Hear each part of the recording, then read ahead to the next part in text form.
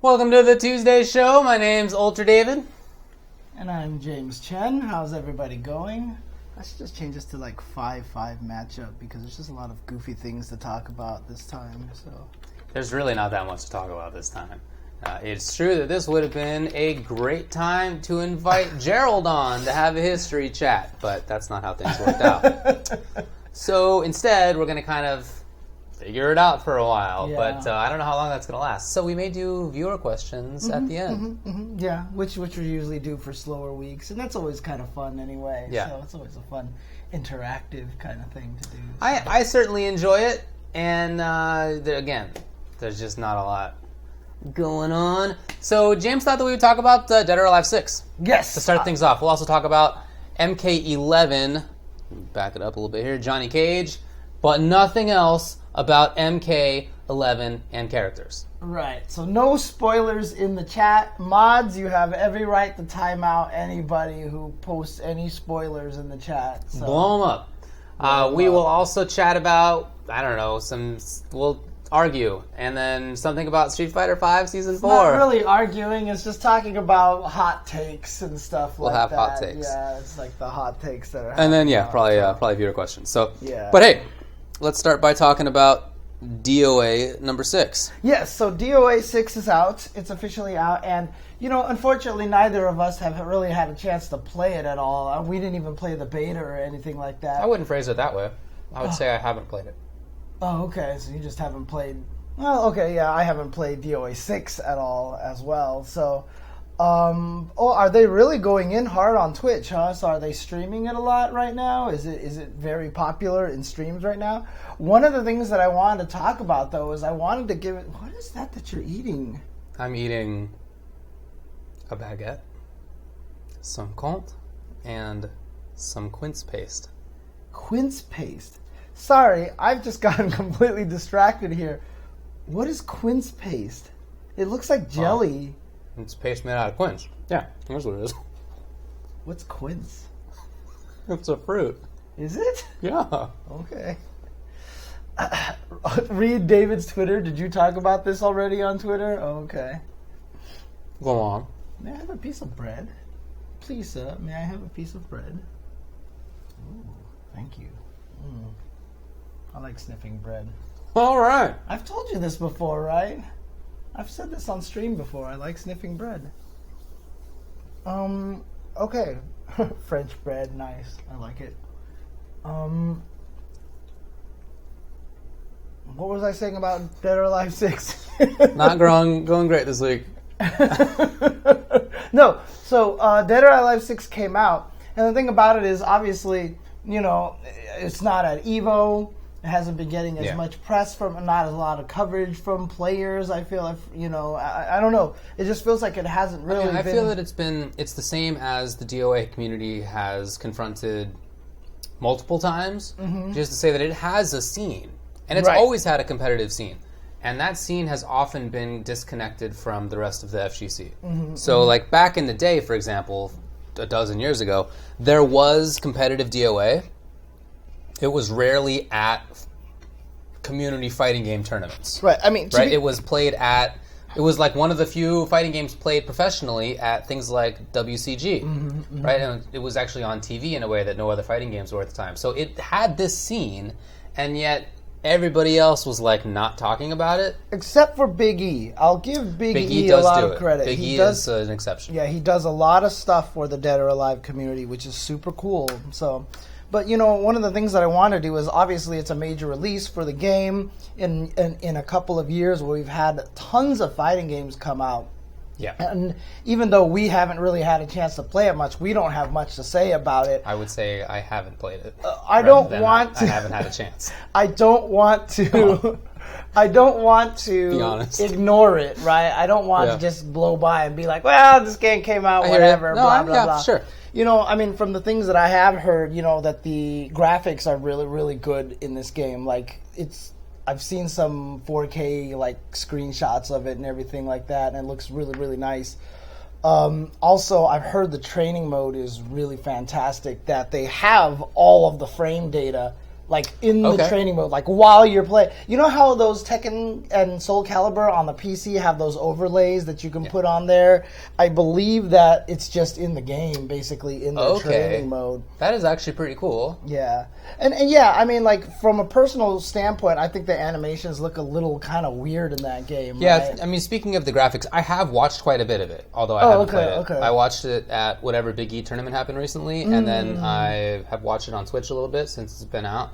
And I'm not into the animations. That's not my thing. There's a cat actions going on. Oh, boy. So, the animations aren't my thing, but I'm not going to sit here and tell you that I care over much about that as somebody who's really excited about Mortal Kombat and who has previously played a ton of Mortal Kombat and Injustice. That's not like a game breaker for me. Right. So, I'm not going to harp on the animations too much. It's not that big of a deal. The character models, I think, look nice. The stages look nice. The speed of things is good. Yeah. Visually, from a visual perspective. Now, I did notice that, I just went on Metacritic just to check to see how it's doing over there.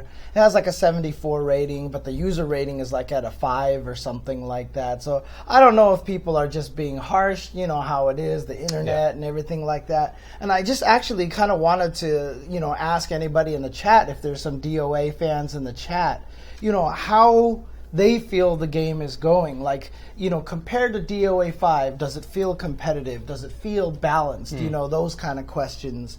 You know, 5 out of 10, 5 out of 10.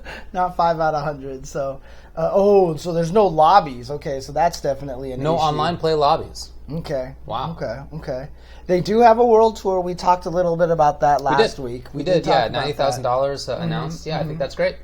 Yeah, so the online is really god awful. See, this is a tough one because I feel like fighting games really are kind of made or broken through this online, which might not even necessarily be true because Tekken and Street Fighter's online are not great at all. Yeah, so. I still think that that's not the primary thing. If a game has awful online play, then you can't play it. Tekken and Street Fighter don't have awful ones; they're just not great, right? But like, think back to KOF 13 that a lot of people wanted to play, and you just couldn't play it online. Right, it wasn't even a game. I mean, a lot of people said KOF was kind of killed by bad online, you know, but is that what you just said, KOF? Oh, sorry. I was reading the chat. Sorry. My bad. Anyways. Yeah. So that can definitely... If there's a game that's not going to be, I mean, Street Fighter and Tekken are kind of up here, right? They're at the top level when it comes to interest. If a game is not at the top level when it comes to interest, then I feel its online play can kill it if it's terrible. Right.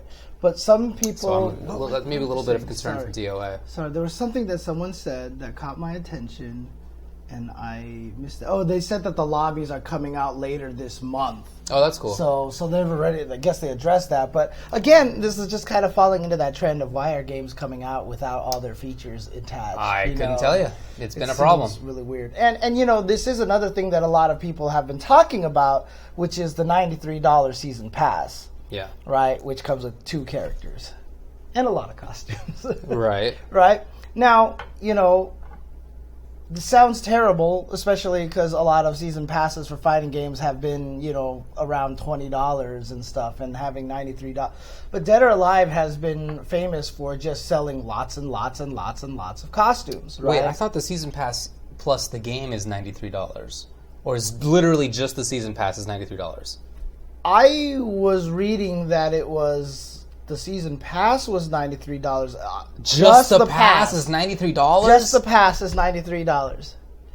I cannot believe it. You guys are not pulling my leg. It's really $93. Yeah. 93 United States dollars? Or are we... Yeah, not 93 yen. 93 US dollars. So here's the thing: is Dead or Alive 5? I don't even know what to say. I'm flabbergasted. Dead or Alive 5. For sure, I thought it was the game plus the. It's wow. Absurd. And to this degree, David will probably never play Dead or Alive. Checked out. But I mean, the thing is, the game has always had like Dead or Alive 5 has like $1,000 worth of DLC, right? It's just costumes and costumes and costumes. So I'm just wondering, like, for a person who does want to collect the costumes, maybe it's worth it. Some people exist. That's true. And if the 2 characters that are available for it come out as $5 each, you don't need to buy the season pass. Just buy. I mean, literally, the season pass is for the costumes. It's not for the characters. Let's face it, right? So if you wanted to buy the characters, I'd imagine if they're $5 each, $8 each, or whatever, that's $10 to $16 to $20. It's going to be cheaper anyway. If you really want all those costumes, you can go for it. But I mean, I guess. Seems kind of crazy. So I guess. Yeah. I guess if you find 2 whales who really want a lot of costumes and price it at $93 each, you make more money than if you have $20 DLC that's bought by 4 people. Mm-hmm. Yeah. I guess. I mean, maybe that's their philosophy, is that they're just checked out of sort of the regular scene. I have no idea. It's an interesting situation. Wow, so I feel like the game is kind of had a. I think it's having a little bit of a. So New Tengu is $3.99 if you didn't pre-order. Okay. So I'm guessing that's one of the first characters. So, but $93 is a lot of money for the season pass, and I know a lot. Can you just buy the 2 characters? That's what I'm assuming, is that you can just buy them without the season pass, right? And that's what I'm saying. Like, if they're $5 each, right, and apparently one of them is $3.99. So, you know, it's like $8 maybe, $10 for the characters. Like I said, I feel like the season pass is solely for the costumes. If you're that whale who has been spending all that money on DoA. But the worst thing about it is, what they shouldn't have done is called it a season pass. Yeah. What they should have called it was a costume pass, or like a season 1 costume pass, right? Because you make it sound like this, it's an equivalent to everything else that all the other games have been doing, and I feel like that's kind of a problem. Yeah, it's the first season pass for $93. If you're just relying on whales who care about costumes, do they need a deal? Do costume whales even need a deal? Or are they just going to buy all the costumes? Bizarre news to start the day on the Ultra Chen show. Yeah. I mean, like I said, I really think that the problem with this, just the naming, is really bad for it. But, you know, I have heard, I mean, some people in the chat were saying that the gameplay is better, the mechanics are better than DoA 5, and so, you know, that's always a good sign. For sure. And as I said last week and earlier today, I enjoyed watching it at the tournament that I saw. What was it, Winter Brawl that happened recently? Winter Brawl 3D. Was it? Oh, yeah, it was Winter Brawl 3D. And I thought it was good. I thought it was fun to watch. It seemed like a fast-paced game. It seemed like there was a bunch of mix-ups going on. The commentators explained it well, so even though I have very little familiarity with it, they kind of brought me in. So I enjoyed it, and I have watched it a bit on Twitch, and it looks like a fun game. I just can't speak to really anything else. I mean, I've just... Right, in comparison to previous DoAs, et cetera. I just don't have enough familiarity with the game. I'm hoping that, you know, a 90K circuit will help the game a little bit. I mean, I feel like if the scene, and, you know, this is the right way to react, not being at EVO, spurs them to try harder and really craft a strong community out there. I mean, I'm going to see if I can get my hands on the game, you know, maybe even do a donation drive on my stream or something like that, and that way I can try it out. I don't know. I mean, I can be perfectly honest, I probably am not going to, you know, purchase the game on my own at this point in time, so, but, you know, we'll see. Too many fighting games to play right now. Yeah, so. for sure. I mean, I bought Pokken and I never opened that game, right? So that was a gem. Yeah, that was a strong game, and I really never had a chance to open it. So one of the underrated games of this generation. It's at a point right now where I have to be very careful with what I'm purchasing. So, for sure. Yeah. Right. Anyway, sorry to hear about the season pass. Yeah, like I said, it shouldn't be. It should just be called a costume pass. About just right now, a costume. as you can tell. I'm having trouble getting beyond that. I mean, again, if anybody in the chat who's been playing the game seriously has any sort of like say about how they feel it is competitive, how they feel like maybe they predict that it's gonna, how the world tour is gonna be, how the competitiveness is gonna be. How's the balance so far? Obviously, there's the one glitch where you can bust out of the boundaries of one of the stage. That was really cool. Yeah, I was just surprised that the giant hill at the outside of the stage was interactable. Like I thought they would fall and float into like the ocean. Like why would you make floor collision on the hill all the way outside? Like at that point it's just graphic, right? You wouldn't need to give it any collision, but the fact that you can walk it and do combos on it that you can't do anywhere else, I thought was actually kind of funny. I agree with you. Yeah, it's cool. So stage balance is harsh. Okay. So stages are a little bit maybe too, like the interactables are really bad or something. So all right, we're hearing that the stages are a step back from DoA5.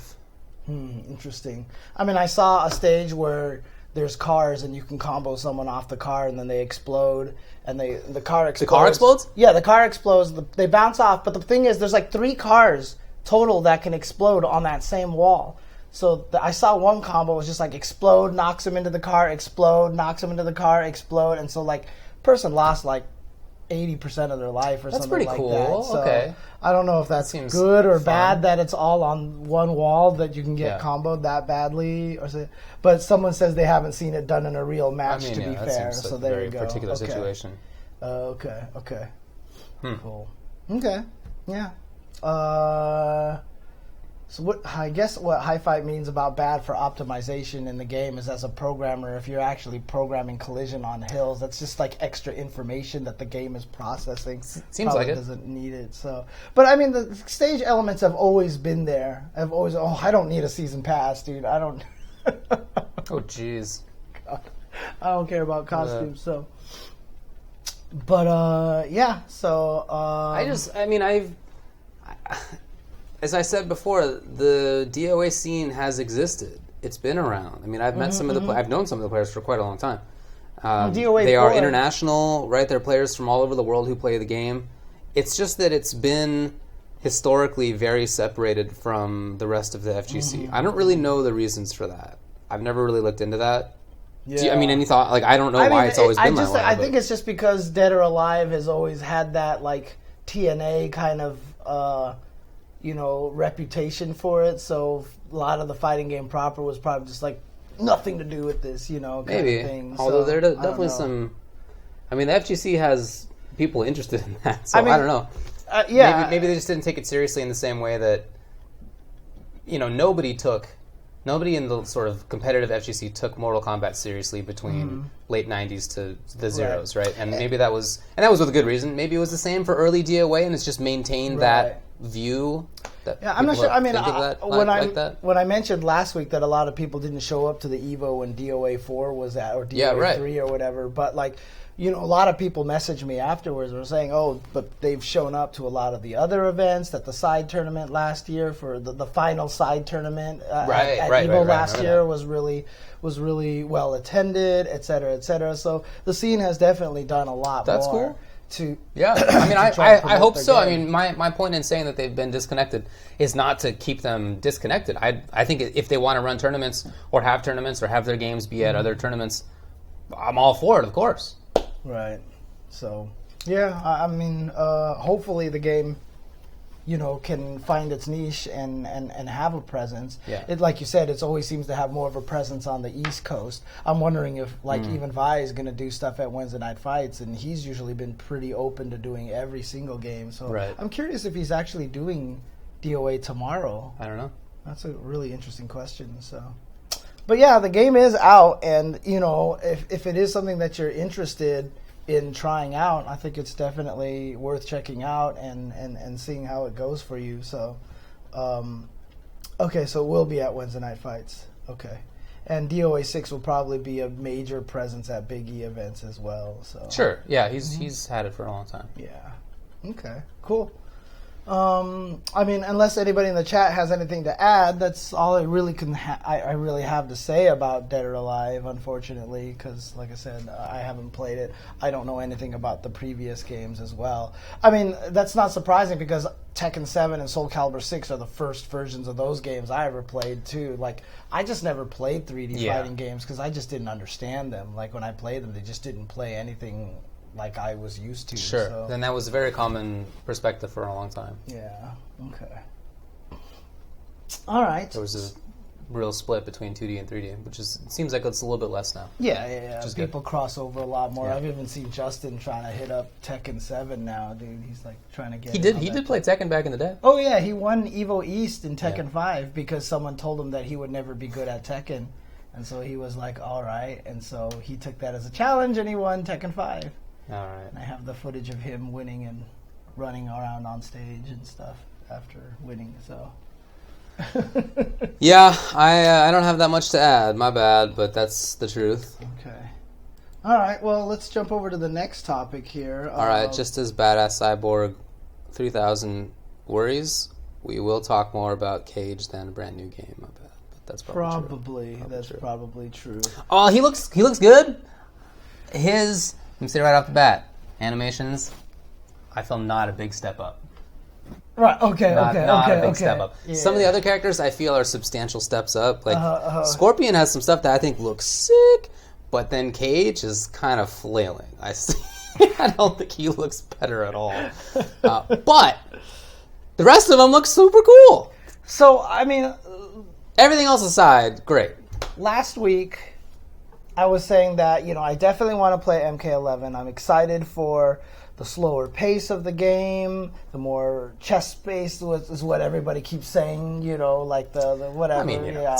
But I like games with big footsie buttons and stuff like that, et cetera, et cetera. And I was like, only problem is no character has spoken to me yet. Well, I think Johnny Cage is the first one.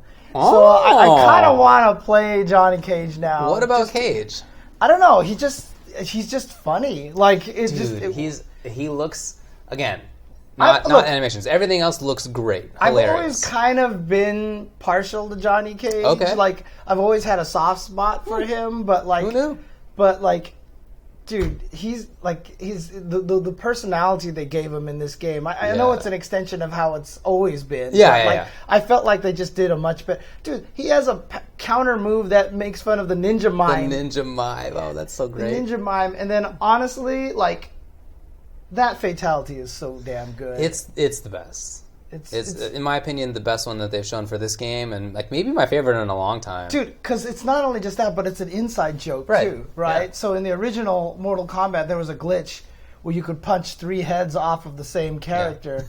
And so in MK2, they just gave it to him back, but in a secret code. You did the fatality hold, like it was like down block and the 2 low buttons or something, and he would just punch 3 heads off. It was a joke. Mm-hmm. And so when I saw this fatality, I knew there was an instant throwback to that. And I don't know, like it was cool because like all the fatalities try to be overly grotesque, and this one was just trying to be funny. I thought it was really well done.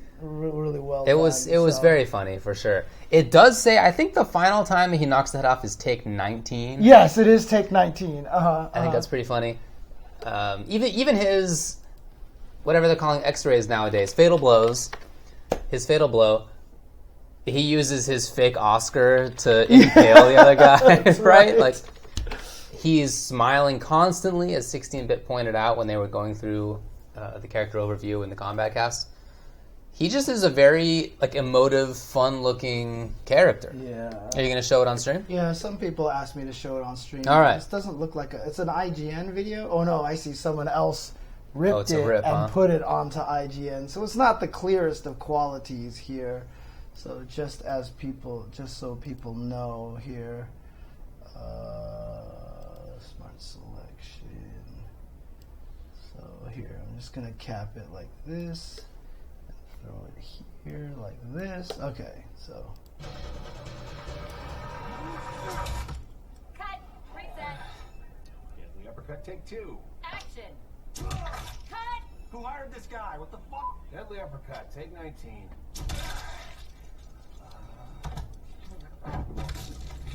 Fatality. Johnny Cage wins. This is so great. And that's even a little inside joke thing, right? That's Johnny from the previous game, and that's like what his win pose looked like. Right. I mean, there's a lot of fun little jokes about the character. And people said that when you actually look at the foot of the doll, it's Cassie's name is written on it, like Andy from Toy Story. What? Yeah, you can actually see Cassie's name written on it in like child print or something like that, dude. So, That's amazing. That's amazing. Yeah. What do you think about the world that they inhabit? Do you think people are just murdering people all over the place? Because this is... I thought that the storyline was like, all right, we're in the tournament. And in the tournament, there's death, right? And fatalities. Yeah. But I guess I assumed that, like, Earth is just a normal place otherwise.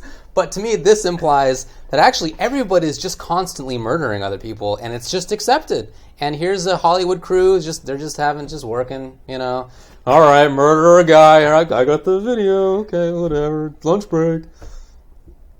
That was my first thought when I saw it. This is a much darker world than I even thought. I thought it was dark. I think you might be reading a little too much into this. I definitely can honestly say I did not approach it. I did not think of it in that way.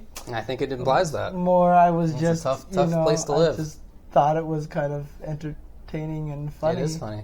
But I think that's a good new headcanon. Yeah. Yeah. But yeah, he's a very, very funny character. So when I was a little kid, when I was watching Dukes of Hazzards as a little kid, right? Wow. Like the bad guys would try to rob the Hazard County Bank or whatever like that, or they were really evil, and then towards the end they would have the big showdown or whatever, and sometimes they would shoot the bad guy, and the bad guy would go, ah, and they'd fall over dead. Right. And when I was a little kid, I was just always like, why would these actors play in these roles where they have to die, you know? Yeah. Because like I was like, these guys had to die. I didn't understand it was acting, of course, right? Like I was just like, why would you play this role where you're dying? Well, in this world, that is what's actually happening. So in this world, my Dukes of Hazzard fear is actually true. I was haunted for some years about this magic trick that I saw on TV once, which was where you put a guy in the box and then you cut him up or whatever. You light him on fire is what they did.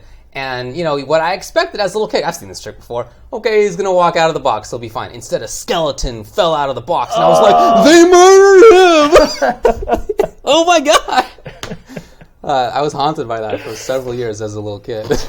I would like have nightmares. Anyway, Rome really did that. Oh, in their entertainment, you mean? Yes. Like in They plays? would have plays in which humans were murdered. Yeah. Is that actually true? It is. Not the main actors, but people who were otherwise condemned to death were murdered on stage, yeah. Oh, so if they were like, you stole from this cart, you're gonna die. We might as well kill you in the play. I mean, maybe that, or they were slaves who were just bought to be murdered.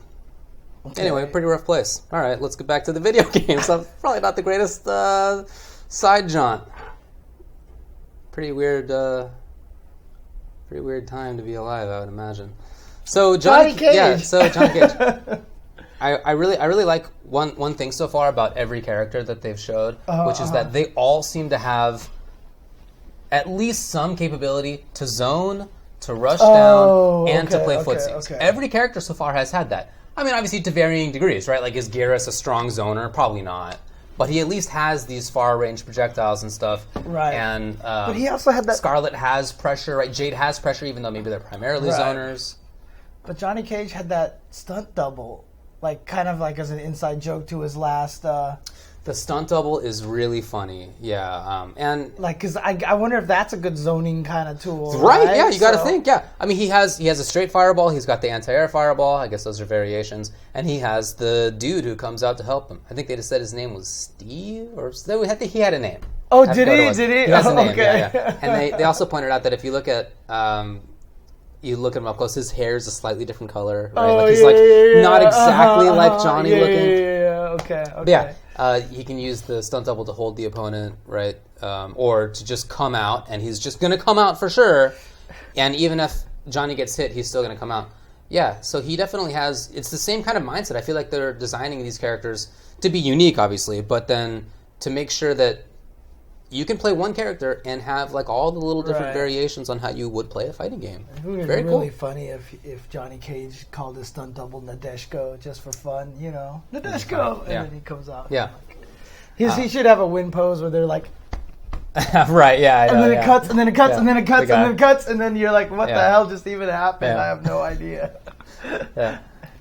I like his footsies, of course, are good. That's kind of what you expect out of Johnny, is maybe not like the wildest mix-ups. He's not necessarily like a great overhead low character, but he just has excellent pressure. The fisticuffs mode that he turns on is very Johnny. It's crazy high chip lunge damage. Kick looks super fast too. You talking about shadow kick? Yeah, the shadow kick. It looks really fast in this game. Yeah, and then, yeah. and then the uppercut. Actually, I'm curious to see how good that uppercut. The is. anti-air. Yeah. Yeah, that looks really strong Yeah. too, for sure. Oh man. Yeah, I think he looks strong, but again, it's just that seems like the goal. It doesn't seem like they're trying to design wildly one way or the other sort of characters. You know, Dude, it's a little bit different than most fighting games are designed. It seems. I was joking that he should have been voiced by Bruce Campbell. I thought that would have been amazing. So, I mean, the voice actor does a good job. Bruce Campbell, Evil Dead, Briscoe County, the Only the first one.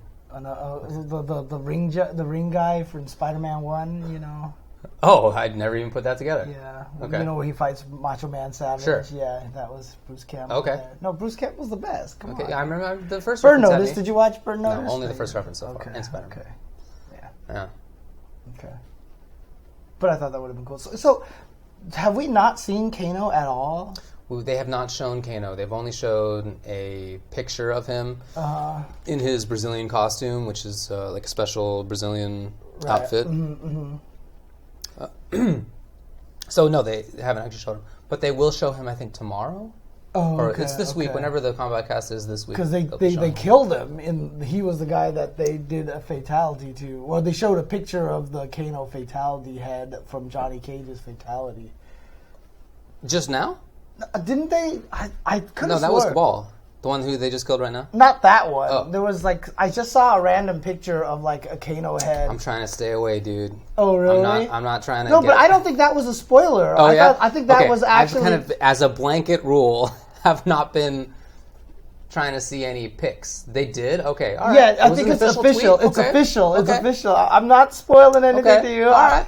I'm not gonna get fatality by David right Thank you now. very much. So Okay, that, all right, cool. No, I haven't seen that, but that sounds cool. Kano, though, will be shown tomorrow on Combat Cast. So that's typically at 1 p.m. Pacific time, 3 p.m. Central time. Oh, it's a screenshot of Johnny's fatality with Kano's face on the screen. It's just the close up of the face on the glass and. So I think I would expect the same kind of thing for Kano as for all the other characters so far. Like I said, I really think that it's, at least the characters so far, they all have zoning, pressure, and Right. mid-range. Just And depends on which one you want in the variations. And if Kano's anything like he was in MKXL, he's going to have the two options Exactly. as well, right? He was So one of the best examples of that in MKX. Yeah, exactly right. that was one of the reasons why you like playing For him so sure, much. dude. He was a zoner and a grappler. It was awesome. So hopefully he will be a grappler again. I know that Tyler Lansdowne's playing him, which implies to me that he's a grappler. But we'll see. Yeah, I'm really excited to find that out. But dude, the more that I learn about the game, the more that I'm very interested in that character design aspect of everybody kind of having whatever tools they need, and the more I think that at the same time they've managed to make really unique characters, just maybe not the easiest to do, and if that's your guiding principle. Yeah, I'm just worried, obviously how much of it is going to be locked behind variations. Is it a variation Well, thing? for sure. Is it Yeah, a it is. customized thing? Is it going to be some of the cool things you see are going to end up not being tournament legal? That is a concern. Yeah. Right. Of course, it'll be variations. They haven't said publicly how they're going to do that. Entirely custom or set variations or what, how many even. But I really hope that it's not the case that some stuff gets hidden behind non-competitive barriers. That would definitely be a bummer. So. Definitely be a bummer.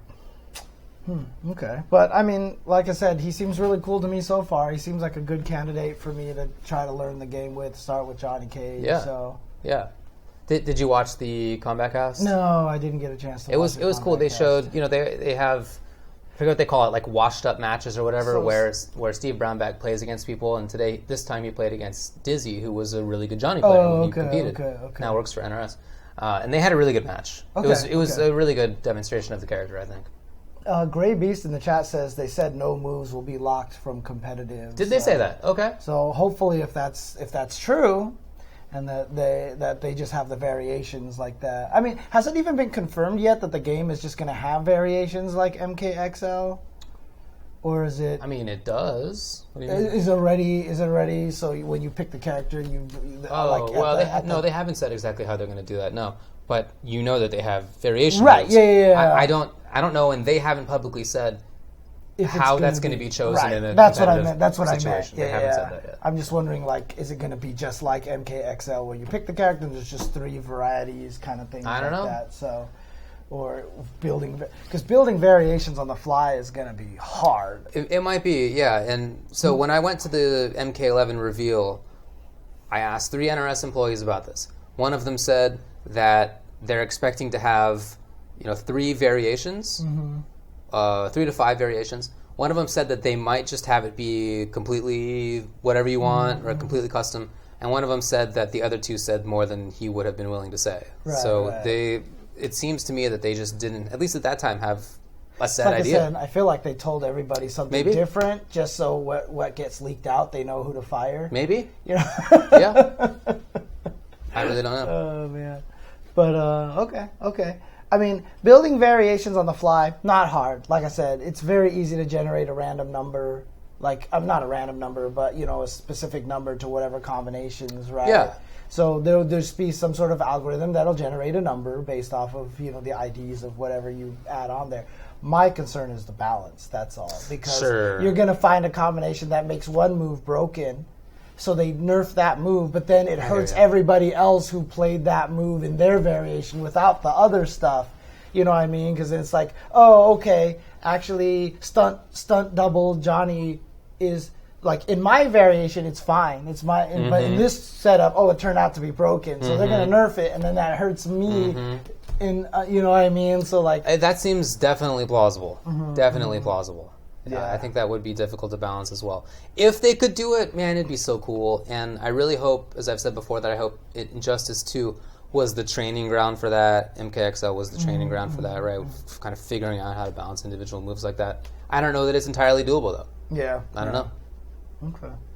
Well, again, I think he looks cool. I think he's definitely somebody that I'm interested in trying. Nice. So I'm happy about that. At least I finally found a character that I could go for. So I'm still on Team Garrus, but we'll see how Kano looks tomorrow. That's right. Okay. All right. We've been going for 45 minutes. Okay. Wow, I can't believe it. Not as long as we usually have before we take a break. Do you want to take a break real quick? I guess I'm going to eat some quince and cheese. Okay. Maybe get some water? Yeah, I'm going to get some water too. So I've been eating a lot of quince and cheese. Oh, the beta's going to be in 3 weeks, huh? Is that true? Is it early April? It is. It's in late March. Late March. Yeah. Okay. Yeah. Oh, that's true. There's also going to be the server stress test. Did you apply for it? Oh, of course I applied for it. Okay. Did you? No, I didn't. I definitely did instantly. Yeah. But, man, when they were doing the combat cast and they had just announced it, and then Tyler was like, all right, let's see what the internet's saying about this. And he checks his Twitter DMs, and nobody's DM'd me for his secret codes yet. I was like, man, I was literally about to do that. I was like this while he was saying that, and I was like, you didn't want to be that guy. Yeah, You didn't want to be that guy. but yeah, there's going to be a server stress test coming up soon. I mean, you know me and betas. Only US. I'm not a big beta person, so that's I've right. just never really gone for betas at all. So Yeah.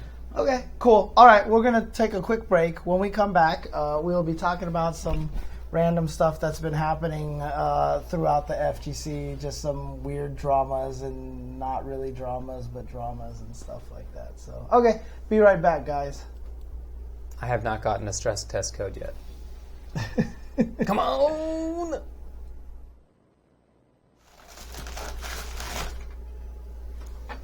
Yeah, it's important to see if you're left out or not. I didn't know either. What's the in that bread? Like, what is the flavor on that bread?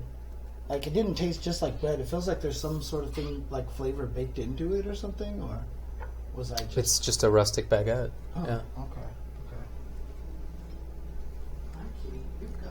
It might be there's like a bunch of extra, I forget the name of the flour, but it's a kind of flour that's on top of it. Oh,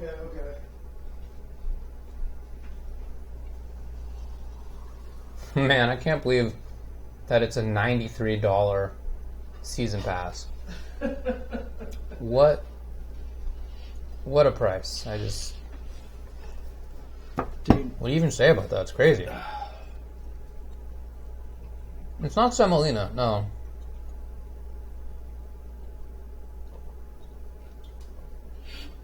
That's a good guess. Hear me pee. That was actually just water going into the thing. Yeah, he was just filling up water. But that's funny, though. I mean, man, I should have gone with it. Yeah. Ew, James. Seriously. I would have imagined you would have went right with that right away. That's a miss. Oops, sorry about the microphone, guys. There we go. I mean, if it wasn't water, then what am I drinking right now?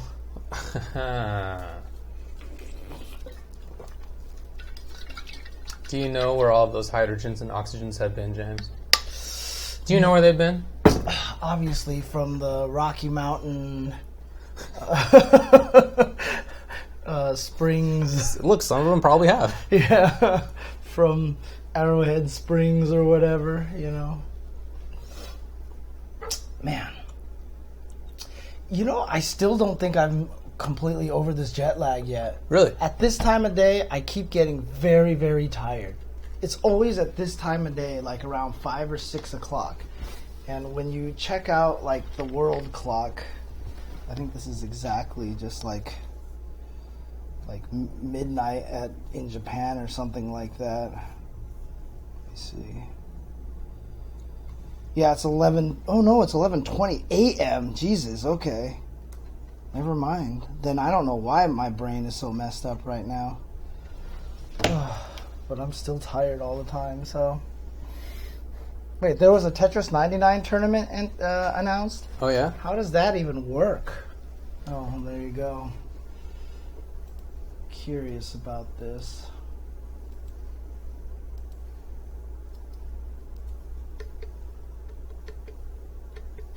Maximus Cup online event announced this week. Top 999 players with the most wins will receive $10 in eShop credit. Ooh. Event runs from March 8th, 5 a.m. How does that work? Wow, 5 a.m. Pacific time? That's prime James Chen time. I know, right? I think I was almost streaming that time for Tetris 99 yesterday. Yikes. All right. Let's get back to the old television show. Hang on a second. I'm trying to figure out how this works here. Okay, all right. I'll take a look at this later. So, $10 on eShop? Hey! Hey, it's Paratestes again with the subscription. Thank you very much. Thank you. Oh, yeah. We'll get to that, Curly. We'll get to that. All right. Unfortunately. A lot of people saying some whack stuff. Okay, ready? Yes. What up? Welcome back to the show. Now, our third topic for the night is going to be 5-5 match, wherein we discuss Hot takes. timely matters and give our hot takes. Yeah. Or just talk about other people's bad hot takes. Okay, that's also fun. I enjoy that. Yeah. So, What do you got? I know Hot take me. this is something that you're not particularly interested in talking about a lot of the times, or just engaging in because you think it's pointless. Okay, But all right, I know where we're going. I definitely went in Uh-huh. on Twitter because I was very upset, Right. being the emotional human being that I am. But somebody out there, you know, and very respectfully, this was not a problem Thank you. that I had. Oh, did someone say? Oh, yeah, shout out to Mondo Fabulous. I had no problems with the tweet that he sent out where he was said that CSGO is the best esport out there because it is the easiest to watch, has the best pacing, has the great round, you know, just listing all these things like that. He's like, you know, name me any other esport and I'll tell you why that they're not as good as CSGO. And a bunch of people mentioned... From Bryce Blum, Yeah, so a lot of people one of mentioned... the basically 5 esports lawyers in the world. There's not many of us, folks, but anyway. But a lot of Good guy. people mentioned fighting games. And every time someone brought up fighting games like Melee, his response to them was, they have far less strategic depth than CSGO. Yeah. And that made me mad. Well, I understand. And, you know, again, my point was not to debate him. I didn't even tag him in my tweets or anything like that. Other people tagged him or whatever like that. My whole point was to just talk about how asinine that opinion is. And just, you know, for fighting game fans out there, have somebody stick up for them, basically, you know, and just basically say, yes, he's absolutely wrong. Right? Now, a lot of people were trying to argue that his whole point is that team competitions have more strategic depth because you have to have the proper strategy built ahead of time and, you know, blah, blah, blah, all this stuff like that. So just inherently, it's different than, you know, tactics and stuff like that, that it's strategic depth, which is a completely different... I mean, I just think that that's all bullshit, basically. And, you know, I really honestly think that fighting games... And, you know, I'm not going to be the person who's going to be sitting like, shut up, fighting games have more strategic depth than first-person shooters in CSGO. Because I've never played CSGO. What the hell do I... And if I was playing only CSGO and not fighting games, I'd be like, yeah, for sure. CSGO's the best, yeah, right? Like, I would be 100% in that. So, of course, I'm going to sit here and be like, yo, fighting games have the most strategic... Like, I'm not going to be that guy, right? Like... I acknowledge that all the different games have their different levels of strategy, but to even be any form of esports fan and to say that another game, especially fighting games, have less strategic depth, to me is just like the craziest thing. I mean, it really comes off as ignorant to me. But what was interesting about it, and sorry, go ahead. Actually, you know what? What's your opinion on that whole thing? Because I'm about to just keep going off on the whole thing. I was going to let it happen. I thought it was cool. Hey, hang on a second. Yeah, no, that's all right. Take some time to breathe here. So, I do think that it's not... I don't care if somebody else thinks that fighting games aren't strategic. It doesn't bug me. It bugged me back in the day.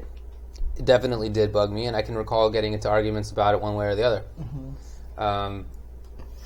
I have not always just played fighting games. I played real-time strategy for a long time. Brood War and Warcraft 3 for the most part.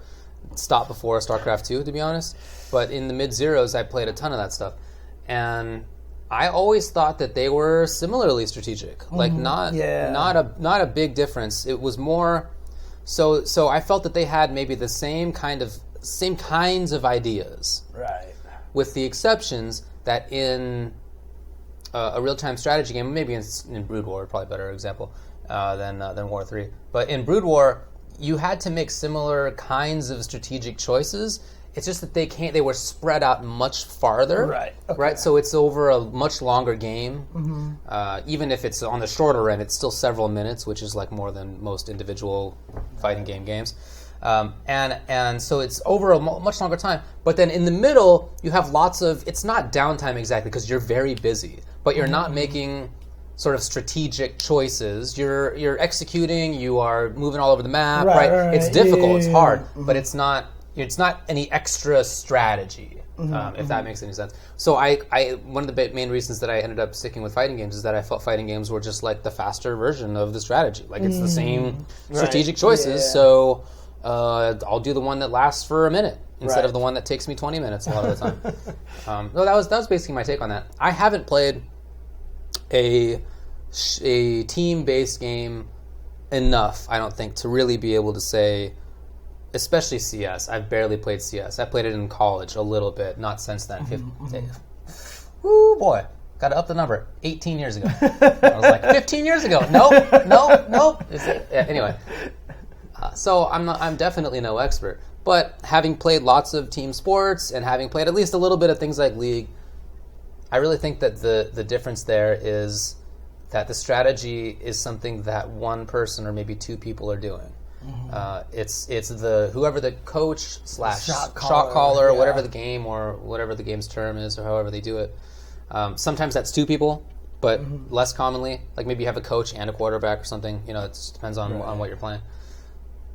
everybody else is not making strategic choices. Again, it's like you're playing StarCraft. There's a lot in between. Right. There's a lot in between, and you have to execute and move around fast, and there's a lot going on. But it's not the same kind of strategy. So a few people have access to that. The rest of the team, only a little bit, and I'm not interested in that. Right. So, it just depends on, I feel, what you're interested in. If you'd like to play that kind of game and you're not super interested in the overarching strategy, which is a lot of people, and there's nothing wrong with that, then maybe a team-based game is better for you. Or if you're really are interested in it, maybe you're the shot caller, or maybe you're the coach or the manager or something. But I like fighting games so much because they are both the faster version of the same strategic choices, and it's just on me, and I can't rely on anybody. I'm the only one making the strategic choices. Right, So yeah. for me, that's why I think it's the best. But look, I totally get why other people enjoy the other kinds of games out there. Right.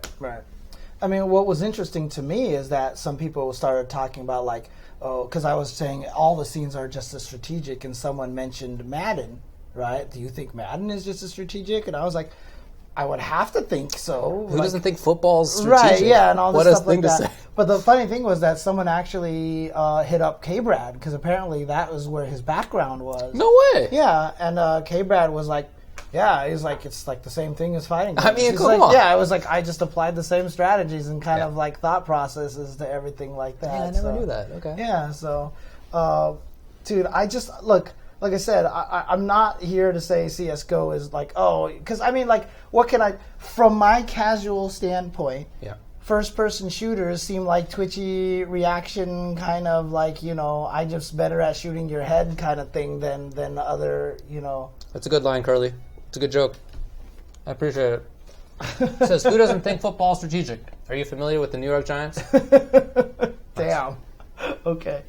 But I just I could easily say stuff like that, right? But I know better than that. I know that that's an uneducated opinion about it.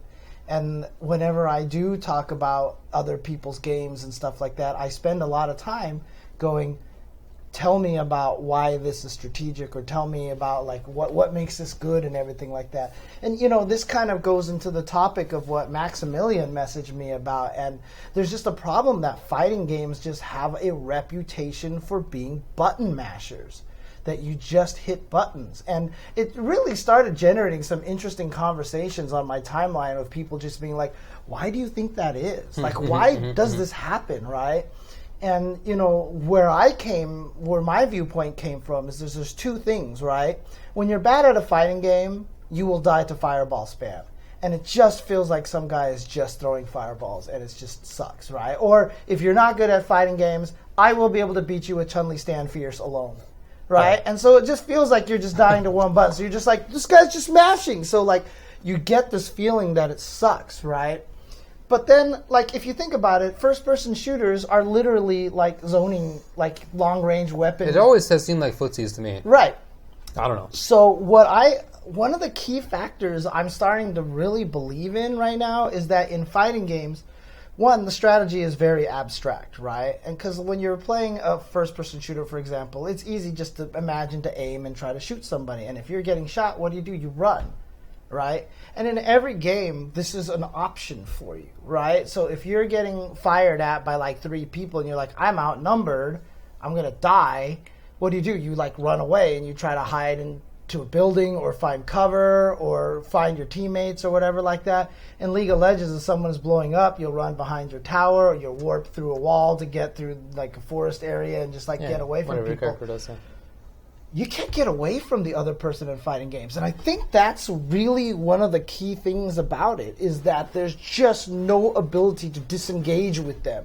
So you're stuck fighting them the whole entire time. And so, shout outs to Paho Punch. Nice work. But you can't get away from them. So that way, when they're just chucking Hadoukens at you, or when they're coming at you, or they corner you, and they just hit buttons, and it feels like you can't do anything because it feels like they're just mashing buttons, you can't escape from that. And I think that kind of generates that weird feel of that it's just mashy. You know what I mean? Because there's literally no way to escape it.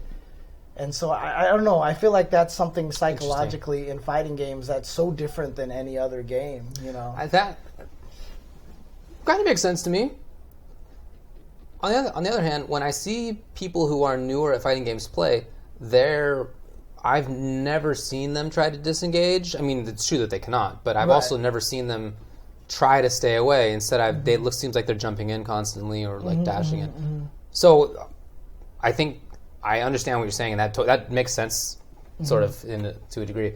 But I'm not sure that I've ever seen anybody like try to do it. Right. Well, zoning is different than running away. Okay, obviously turtling is a strategy in fighting games. Yeah, no, zoning it's a different thing. But running away is literally just disengaging, so I don't even have to fight. It's different. Yeah. Mm-hmm. You're right. So, but yeah, no, I mean,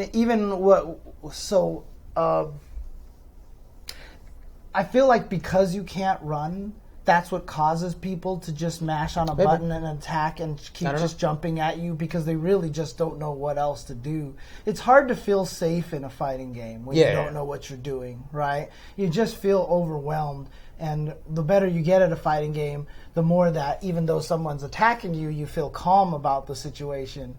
Whereas in a lot of other games, when you're overwhelmed, you either run or you just die instantaneously. Yeah, I mean, like even in shooters, when you're watching poor or weak players play, I don't know that they're disengaging that often. I feel like they're the ones who are like rushing in and being idiots, and they're just they're dead. I mean, in League of Legends, that's a feeder, right? That's literally what. That was me when I was learning League of Legends.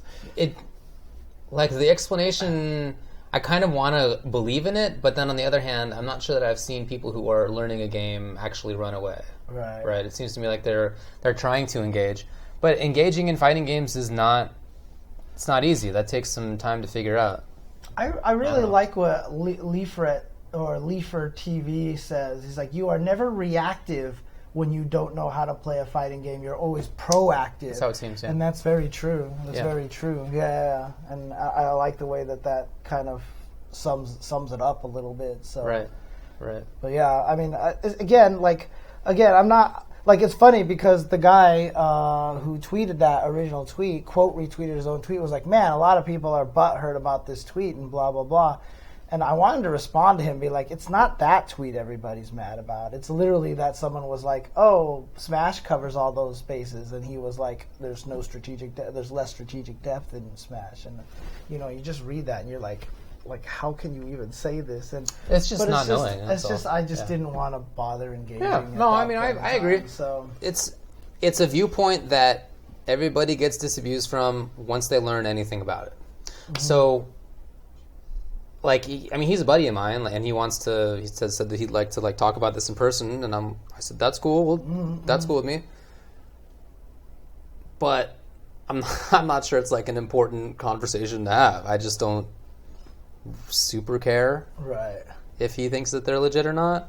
I don't know. Yeah, no, like I said, but like learning anything about it, I'm pretty sure would make him no longer feel that way. It's just, I mean, that's just the thing. That's why I didn't tag him, because I wasn't interested in trying to make him think any different. I just wanted to make sure that people out there had the opposite opinion to point people to. You know what I mean? I wanted to give people, the ability to have someone go, no, look, fighting games are really deep. Here's why, and kind of thing like that. If they couldn't express it themselves, I'm here for the people, man. Hey, look, man. The Esports Bar Association, which he is, president or vice president of. It's one of those two. And I was in the leadership for as well. They do game nights, so like lawyers can play games with each other, which is kind of fun. It's like lawyers. Nobody has ever wanted to play fighting games. And like I've proposed it a couple of times. Actually, that's not true. Some people have proposed it, and then I'm like, "Are you sure?" And then it never happens. Because you're like, you guys realize if this happens, none of you will beat me. Yeah, you understand that, Right. Whereas, I mean, look, none of them were competitive players. Maybe they think they can beat you just by mashing buttons. I mean, that's like, obviously a core inconsistency of the idea that it's just a button masher is that if you lose to somebody who's just mashing buttons, that is obviously a lesson to you that there's more complexity, right? It's just like a core. Have you ever played a fighting game ever? If so, you will see, if you think about it at all, that it's not a button masher. It's just like a core problem with that argument, but whatever. Okay. Yeah. Yeah, I don't know. It just Anyway, I mean, none of the other. I'm the only one who played competitively. You know what I mean? Like that's. I think that's kind of funny. Like they certainly Let's play games they all to play. experience what it Yeah. is that Well, I mean, players they enjoy. I mean, Right, they're, you know, yeah. we all play games, of course, but yeah, I feel like I've played them in a different way. You know what I mean? Oh man. Okay. Well, I don't know. Do you have anything else to add to that, or we can move on to other topics and stuff? No, good dude. One of my buddies. Just make sure he doesn't like ban me from like all sorts of like crazy things in the future for yelling at him. So. Oh, you're worried about No, I'm just esports kidding. bans? Yeah. I'm just kidding. That's funny. Okay, so another hot take. Hot take. Hot take. Continue. This past week was the Smash Melee community continues to be up at arms Yeah. about their lack of inclusion at EVO, a tournament that they have long said that they don't need or need to be a part of. And they're absolutely which may right. be right, yeah. They're absolutely right. But at the same time, the prestige of not being put in there is kind of an insult, right? So Sure. even though they don't want to be there, they would rather be the ones to probably make that decision. Yeah, I mean, I don't think it's that they don't want to be there, right? I think they Right, would want to be yeah, there. But if they're not there, then that's an affront. Right. Which I agree with. That makes sense to me. Right. And so to this week's hot take, not Leffen's hot take, this one comes from Armada, Okay. in which someone asked him on his stream, why are so many other fighting game community scenes and stuff like that, why do they hate Melee so much? And his response was that they're angry because they keep playing the same old game over and over and over again, and unlike the rest of the fighting game community, which are all sheep who just move on to the new game that just comes out, and we're mad that Melee players don't do the same thing, that they don't move on to the next thing because they're individuals and don't think like sheep. What's your take on that? It's hard to know where to start. It's hard to know where to start. Okay, well, that's not exactly... How would it at all be offensive to anybody that somebody else makes a different choice and whether to stick with the game or not? All right. Somebody in the chat says that's not what he said. Okay. Explain to me what he said.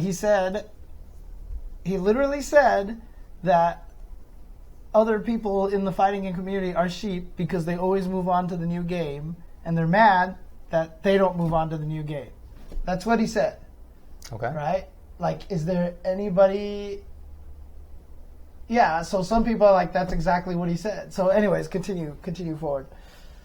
Yeah, I don't sort of understand or have ever seen any evidence of why somebody would be offended by somebody else continuing to play their game. Especially you ever seen that or heard about it or anything? When our community is doing that a lot. Like, we're bringing back MVC2, the ST community has never stopped playing. Yeah. There's a good Vampire Savior community out there, you know. Yeah, I mean, like, it's obviously grounded in ignorance. Right. So, right? I mean, I don't know. What do you even say? It's just. I think if I were talking with him and I heard that, I think I might just say nuh-uh. I think that encapsulates my response. Nuh-uh. Nuh-uh. Oh man. I mean, if somebody's going to make a claim like that, then they're the ones who have to put forth any evidence of it. Right. And if it doesn't exist, which it doesn't, I don't know. I haven't watched it, so this is on James. It's really interesting to me too, because you know, the Melee community in general has been more prone to hearing what a top player says and then everybody just agreeing and believing and following them. So, I mean, not that I'm trying to call out the entire Smash Melee community, but there's definitely been more sheep behavior in the Melee community, I feel like. I suppose. But, you know. Yeah, I mean, say this as nice as possible without, like, being mean. Whatever. So. The reason that people don't like Melee in the FGC is that they don't consider it a fighting game. That's the only reason I've ever heard. Mm-hmm. Have you ever heard any other reason? They just don't think it's a fighting not game? that you agree with it, but have you ever heard any other reason for why somebody doesn't like Melee in the largest FGC? I haven't. To be honest with you, I feel like it started as, it's not a fighting game. It's got Yeah. Nintendo characters, but then is extended to the point where, their players don't take baths, or whatever. or they want the VIP rooms, or they don't want to play pools, and All right, some nonsense, whatever. yeah, that kind of stuff, kind of piles on top of it, and then it just becomes that kind of thing, where it's just like the adversarial relationship just festers for no. But as far as the game, the scene, whatever, Okay. the game. Just in terms of the game, yeah. No, I never haven't- heard any critiques. Yeah, it's other just than that. people just don't think it's actually a fighting game, and Yeah. I was even arguing with people about that on. That viewpoint still exists. Yeah, it's much Yeah. much smaller than it used to be, but it still exists. It's pretty dumb. Oh no, Colby Santana, trust me, I have had a lot of people say that to me.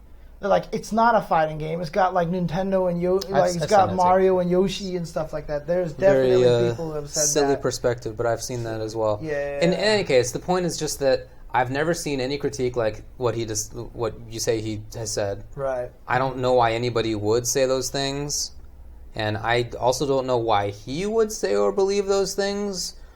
I mean, I don't know. He's been around fighting games. I know he's just playing Melee, but he's been around other events that have had fighting games for a very long time.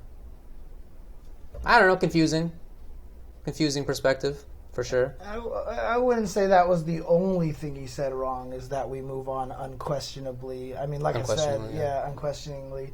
I don't feel like that was the only thing he said wrong, so...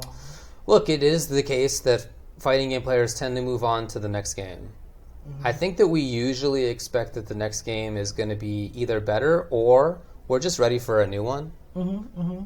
So, for example, in Street Fighter IV, a lot of people were sick of SF4. They wanted something that they hoped would be better. A lot of people just were like, look, I played SF4 for however many years, 7 years. Mm-hmm. That's enough. It's time for the next one. Certainly some people wanted to stick around, don't get me wrong. Yeah. But there was a large percentage of the scene that was for one of those two reasons. SF5 will be better, or, SF4 was good, but I'm done with it. Right. That's a lot of people, and I something understand. new. Yeah. Because I felt like that. I felt both of those ways about, but with other games, I've either felt one or the other. Certainly. So I get that. So okay. I like learning new things. I at the same time I like continuing to play old games. I'll play the Third Strike and ST probably just forever. Right. Probably my whole life. Exactly. And I hope that continues. But I also played Injustice for a year and a half, MKX for a year and a half, Injustice 2 for a year and a half, and we'll see about MK11. I'm hoping for a different cycle, but I moved on with everybody else because I want to be where the competition is. Yeah. So for sure. that's like an important thing. Who's going to be playing which games? Is there going to be a scene for it? Is there going to be a competition for it? Yeah, and I think a lot of it does come down to something that you said as well, is that, it's just fighting game players are very critical of their own game, right? Like, no matter what, like, we're big ST heads, but if you would tell me that, someone could actually make a quality rebalance of ST, of course I'll try it, right? Sure. Right? But I think the difference is just that Melee players just don't think that there's anything wrong with their game. There is that sort of crazy idolization. They of their clearly game. do, though, right? I mean, there's the conversation now as to whether to ban a character or a tool, yeah. right? Mm-hmm. And while Which is kind of the part that I think is ironic. Well, that's what I was just continue. going to say. It is ironic. I think that's much overblown. And from when I've talked with players who are more in the scene, they've usually told me like nobody's really thinking about banning Jigglypuff. Like, don't worry about it. Right. But wobbling was banned by a couple places. Yeah. So I don't think it's the case that they think that there's no way to improve it. But whatever, dude. If you want to continue playing the game, I wanted Melee at Evo this year. I hope that they can do it forever. That's fine with me. Right. I don't have any problem with that. I feel like one of the things I respect the most about Melee players is that they want to keep playing the game forever. It's the opposite. Right. I think that specifically is cool, rather than having a problem with it. It's a really interesting point from Escapee. It says, if you're good at traditional fighting games, you can transfer your skill to different games. If you're good at Smash, it's usually just kind of Smash, right? I don't agree with that. You don't think so? Because, No. I mean, we haven't had a lot of players like Leffen who've been able to transfer over, right? We've had a few of them. Sure, yeah. I know a lot of people who began in Smash or who played that That's true. competitively That's true. Okay. and switched over to fighting games. But I'm just, a lot. I'm just wondering, like, if it's one of those situations where, you know, you want to keep playing the game that you're good at because it keeps you in relevance. You know what I mean? He quit competitive Melee, right? It's true. 1v1. It's true. It's true. Yeah. So I don't know. I'm It's just not the more I sure. think about it, the stranger a statement it is. So Yeah. Okay. All right. I'm trying to like sympathize with it, and I don't find any more. I'm redeeming trying to qualities. find like more logical reason, but you know, yeah. Whatever. It's not working. Okay. Yeah, Chris G is an example, definitely. Even Noel was. Noel's an right? example. Yeah, Bum is an example. Unknown's an example. Yeah. They I'm said sure there's many more than other RD, people. Mena RD yeah. started that way. A lot of Yeah, people. Exactly. It's not So, uncommon. There you go. Yeah, I mean that's just the thing is I feel like that's why I argue with a lot of people that I do think Smash is a fighting game because a lot of the concepts that you learn in fighting games apply to Smash and vice versa. So. Man, I was playing my brother the other day. Oh, he's been playing Smash Ultimate more than I have, and he's been like playing it quite a bit, right? And so he brought it over to play. And I didn't light him up or anything. We probably went evenish. Oh, okay. But okay. he was like, "Man, I hate playing against you because you like know how to play fighting games and you like adapt." And I was like, "Yeah, that's all I got in this game. I don't know anything about it. I just know like, okay, you did X last time. Next time, oh, maybe I'll do the other thing. Like, that's all I know is to just mix it up. Right. I don't have anything else." That's funny. Okay. Well, I don't think there's any other hot takes that I have on deck for this week. Unless there's anything you can think of. Looked like you almost thought of something. Okay. That's all I got, man. All right. The last thing that I have on the docket, honestly, well, I mean, there's a few tournament results to talk about as well, so we'll talk about that after this. But Street Fighter Season 4, just a really interesting video that... I think this is a chin strap. This is my cheek. Can't deal with this. Anyway, James, continue. Yeah, anyways, a really interesting video made by Hi Fight that just came out recently.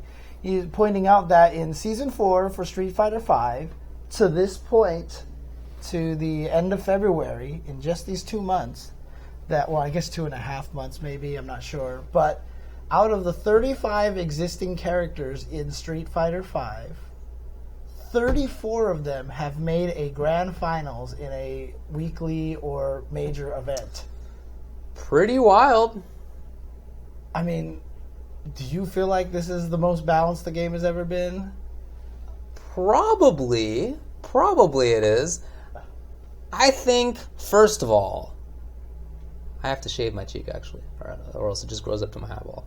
Second of all, I think maybe Rashid's a little bit too good. Okay. He's not like wildly good, but like he's a little above where the other characters are. Other than that, I really don't have big critiques. Obviously, there's some characters who are weaker, right? Some characters who are better. This is obvious. But nothing's like wildly out of whack. Maybe it's the most balanced, yeah. Some people in the chat are saying that weeklies don't count. But, I mean, some of these weeklies are fairly significant weeklies, too. Like, you know, strong Japanese players showing up to these weeklies. And yeah. You know, I liked what Eternal Star said about it on Twitter. I saw him tweet, and he said that he thinks that when it comes to locals, the player matchups are at least as important as the character matchups. Because you play them all the time. Right. So the importance of the character itself is diminished a little bit. I think that's true. Yeah. I think he's right about that. So weeklies are probably not the best laboratory to see who is the best character or whatever to flesh out the tiers. But at the same time, the characters have a little bit to do with it. And if 34 out of 35 of them have made it, then I do think that says something about the game. You know, you can't take that to mean directly, okay, this is the best balanced game. Doesn't necessarily mean that, but it does mean it's pretty balanced. Right. It's like pretty course, balanced at least. The character that didn't make it, the only character who hasn't made it to grand finals so far. Ryu. No. Alex. No. Vega. No. Falk? No, she's good now. No. Who do people think so? Ed? No. A lot of people said Kage. Kage. No. Nash. No.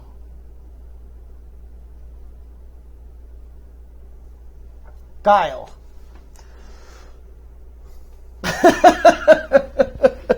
Guile is the character who has not made it.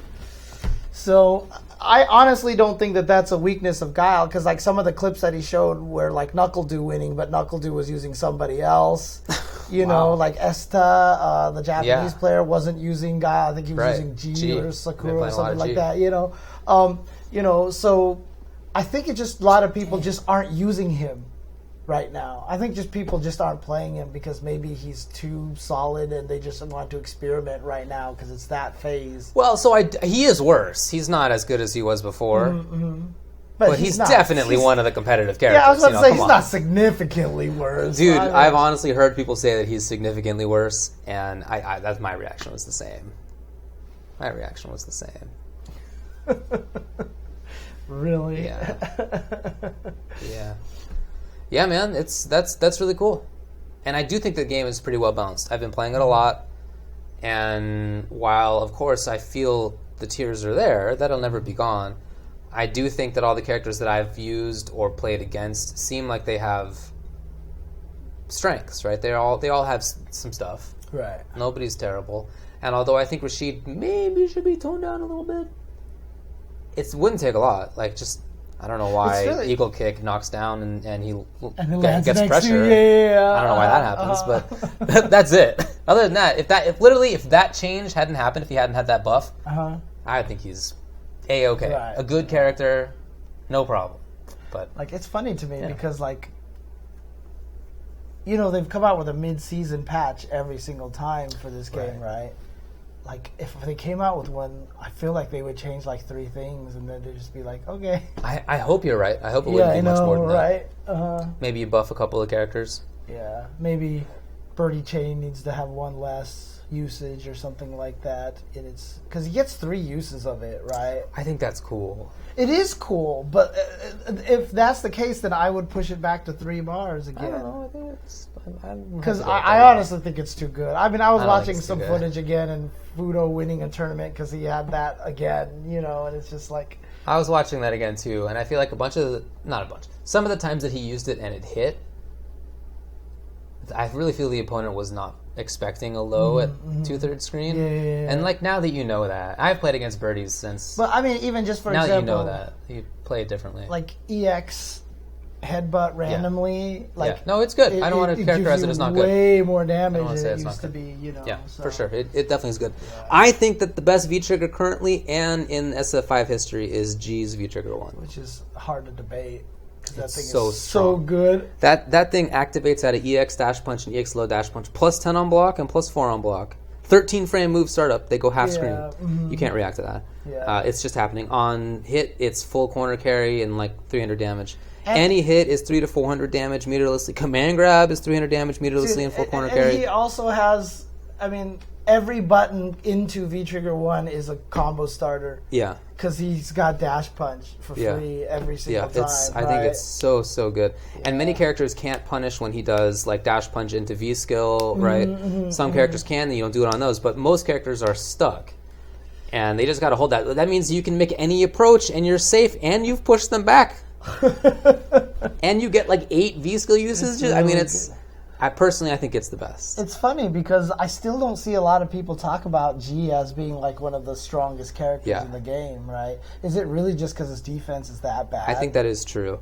The more that I play against G, I think the lower I rate him, but I can't imagine I'll think he's worse than high mid. Right. I don't think I'll think he's worse than that. Because he has great offense, he has good mid range. It's everything except for the defense. Yep. And that's important, but I think that that's not enough to take him all the way down to bottom tier. Yeah. Agreed. So, okay. But, really interesting. G's anti-air's garbage? Jimmy. Buddy. Because when he hits you with something, you die, basically. My man gets back fierce into 400 damage as a juggle. I have made mistakes jumping at G before. Sure, me too. I have made mistakes. Yeah. Down fierce, if the opponent jumps over you, down fierce hits them as an anti-air, and they land back in front of you. V-skill blows up Devil's Reverse. Mm-hmm. It's just like Devil's Reverse, whatever. V-skill hits you. Oh, I tried to swing behind you. Whatever, V-skill hit back there too. Oh man. You're a good guy, but I don't know. I don't know about this take. Okay. Actually, did they not have the results listed there? Oh, okay. I guess I could talk about it myself or something. What do you got? Couple of events that took place this weekend. I will undo this and just leave it blank right this before we get to Q&A. Man, I was playing my friend in Bison versus G at a friend's house recently. You were G or you were Bison? I was Bison. Oh, you were Bison. Okay. And he was constantly complaining about how strong Bison is the whole time. And he was like, man, Bison just gets to do that, huh? He just gets to do that, huh? And I don't know, at least once a game, he would just make some absurd GV trigger thing happen. And I didn't like say anything, but the whole time I was thinking like, you just get to do that? Dude, you should have said that, dude. Oh, I 100% would have said that, dude. I think he's fun. He's a fun character. I wouldn't nerf his V-Trigger 1. I think it's awesome. It's super cool. Mm-hmm. I think I think he's in a great spot as a character. Like I said, I equate him. It's funny that you were talking about the Bison match because I equate him to the new ST Bison. Right. I really think he's the new ST Bison. It's just this guy with just like the stupidest pressure, but then if you knock him down, then he just has to fight his way out, like with just by the skin of his teeth, basically. So, yeah. All right. What do you got? This weekend there was a couple of events. Most notably, there was the Tekken Pro Championships where they had the 12v12 Korea versus Japan event that took place. Streamed on the official, Tekken channel and everything I didn't know that. Yeah, it was streamed on the official Tekken channel. I had a buddy's wedding this weekend, so I was incommunicado. Ah, okay, gotcha. It was really interesting. There was a preliminary set where they had 4 teams of 3v3 instead of the full thing, and depending on who won those ones, that the cat or one of the players in that group would get an extra life, meaning that even if they lost in the 12v12, they could be resurrected and come back. And interesting. I wasn't sure if they had to play right away or get sent back to the end of the line. I was watching as much of this as I could, but I passed out, so I fell asleep during the stream, unfortunately. But Japan won all 4 of those. So they actually had all 4 extra lives. So it really kind of turned into a 16 versus 12. Wow. Right? But not only that, but just during the matches, it felt like Japan, from when I fell asleep, it sounded like Japan was just blowing up Korea. Really? And it was really crazy. So there was one player, what was his name? B. Elisa. Okay. Right? Like, he's kind of a newer player, but like, he beat John Ding. No, wait. Who did B beat? B beat Dimeback. He beat Knee. He beat Bread. Yeah. So he was the first one up there. He beat Breadman, and then they sent up Knee just to take him out, and he beat Knee. Wow. So he actually ended up beating Knee, but Knee was using Negan. Okay, to be fair, so he wasn't using. That's great. Yeah, Negan. Yeah, basically. So. Let's see. In the end, it looks like Japan did win, with Chikurin eventually defeating John Ding at the very, very end. Does it say what the score was, or would you have to tally it up? No big deal. So there is no score That's here. fine. It looks Don't worry about like so. Anyway, cool. Does anybody have the actual end score in the chat by any chance, if they remember? Like I said, I was trying to stay up and watch this whole entire thing. Obviously, one of the most interesting things about this, though, was wasn't 1 to 12, was it? That doesn't make any sense. Oh, because they had 12 left. They had 12 lives left, basically. So Japan. And they had 16. Is that what you're? Japan was B, then Nobi, then Take, then Hakayo, then Pecos, then Noroma. No, they had a bunch of people, and it was 4-0 at the end. Okay, so at the end there was 4 lives left for Team Japan. So, okay, there you go. But Cool. yeah, I mean, one of the interesting things about the event, I know. I guess Majin's commentary was kind of a little interesting. I'm not sure if it was very Cooperation Cup-ish. Okay. So Is that that's not what they wanted? I don't know, because the interesting thing about it was that Mike was on there. You know, Mike Harada's My partner. Yeah, sure. Forgot what his last name Murray? is. Murray, that's what it was. I almost said Murphy, but I was like, I know that's wrong. So Mike Murray was on there, and he was commentating with him. And so, I mean, if it was a problem, I think Mike would have been like, you know. So, but did he transform halfway through? Again, like I said, I fell asleep. Transform. I fell asleep halfway through. So, yeah, it was an interesting kind of situation. So, but overall, again, from like I said, from what I saw, high level matches and stuff like that, really, really good stuff. So exciting. I mean, it sounds like what's cool about what's happening with Tekken right now, you know, with Evo Japan, with this event, with Japan winning this event when Korea's always been so dominant and everything like that, it really feels like the parity is starting to build itself up in Tekken, where it's not just like, because last year Nee won every event that he went to, right. you know, and, you know, most of the Koreans won the big events and stuff like that. So I think it'll be pretty exciting this year to see how it goes, to see if the results are a little bit more international now. So I think that's kind of exciting for Absolutely, them. yeah. I think it's exciting, it says. Cool. Yeah, okay. So that took place this weekend. Also this weekend was some of the SF League stuff that's been going on. Right. We haven't been talking about those results No. very much at all. The Japan one has been going on. I don't know if the Best of 5 crew talks about They that. do. Which you should be watching before this. That starts at 3 p.m. 4 4 p.m. Pacific time, which is on twitch.tv/bestofvshow. So you check that out. So they've been going through all those. But the one that I did want to talk about was that there was the U.S. League qualifiers that happened. So you remember there's the players. It's always going to be the top players in the Capcom Pro Tour board. And then there was going to be, I forgot how An the second tier. online qualifier. Yeah. Mm-hmm. And then there's somebody else, a celebrity, something like Oh, that's right, yeah. Well, there's been 2 qualifiers online already. There was an East Coast one and there was a West Coast one. The West Coast one was won by Up to Snuff with Nakali defeating Denka Diaz. Oh, sick, wow. Yeah, in grand finals. And on the East Coast, Rob TV. Nice work. With Karen and Guile defeated Mike Too Strong. Nice work. With Zangief. So Rob TV and Up to Snuff are into the event now. So they will be part of that Street Fighter League, and I think that's exciting. It's good stuff to them. Very cool. I mean, to be honest great, with you, yeah. I'm cheering for Mike Too Strong, dude. Let's go. I hope he can run back a future event. I'm not sure exactly how the schedule works or like that, but that guy, I became a big fan of his at Frosty Faustings. So. He's got a fun stream to watch, too. Yeah. It's a vote rather than a celebrity. Okay. Oh, okay. Gotcha. I guess that implies that it could be a good player, but it may also just be like a fan favorite or something. Okay. All right.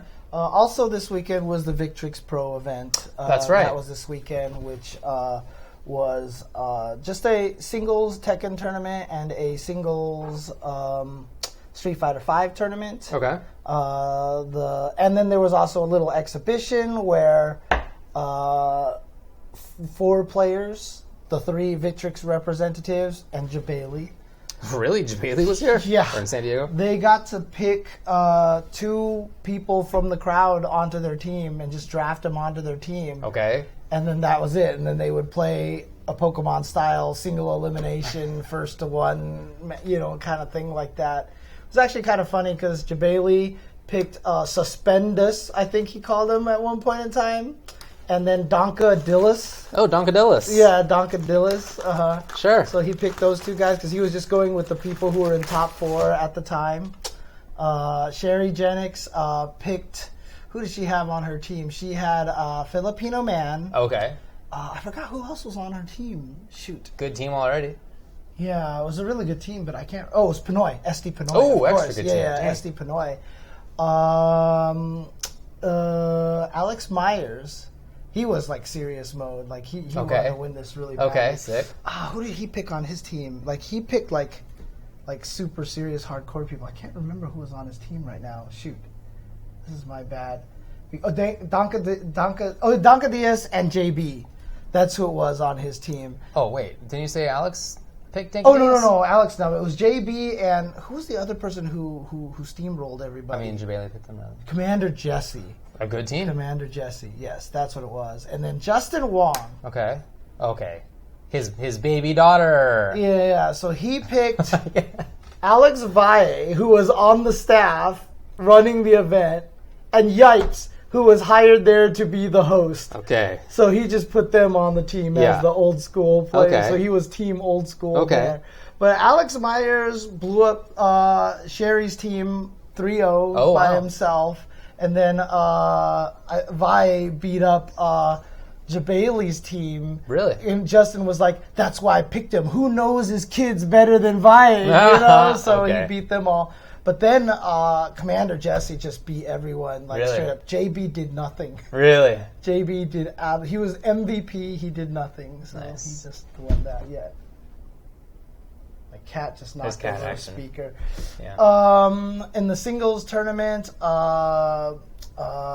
Mondo Savage, the King player, who was mostly an online player who's been starting to come to local events, got second place with King. So it was super awesome, and I'm stealing so many things that he did. Okay, sweet. I saw some stuff he was doing. I was like, what? Okay. Oh my God.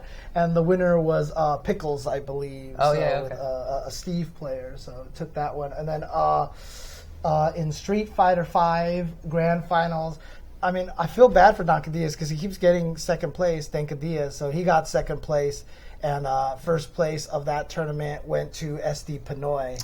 And it was really funny, too, because SD Pinoy, during that tournament, his joystick stopped working.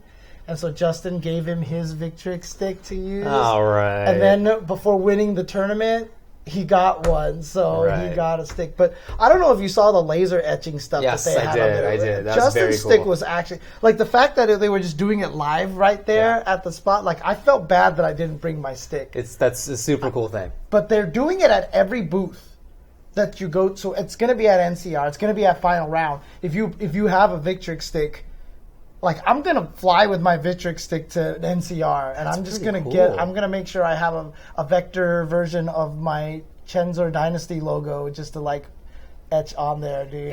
Is this the stick that it has like its own version of the Link? You can Yeah. So you can travel with it easily. Yeah. Very cool. So I'm definitely going to try to get that etched on there. It was actually kind of cool. No, It was it's actually super cool, dude. Again, super expensive joystick though. $350. Even the guy, even Oz, the guy who was running it, was like, I know it's expensive. Yeah. Well, I mean, it's a different kind of standard. I've heard nothing but excellent things about the stick, with the exception that I've heard that it is cold. That the metal makes it always cold. Well, it's cold at first. Once you start playing and rest your arms on that spot, they warm up for sure. And but it's true. It is cold. Whenever I put my hands on it first, it's cold.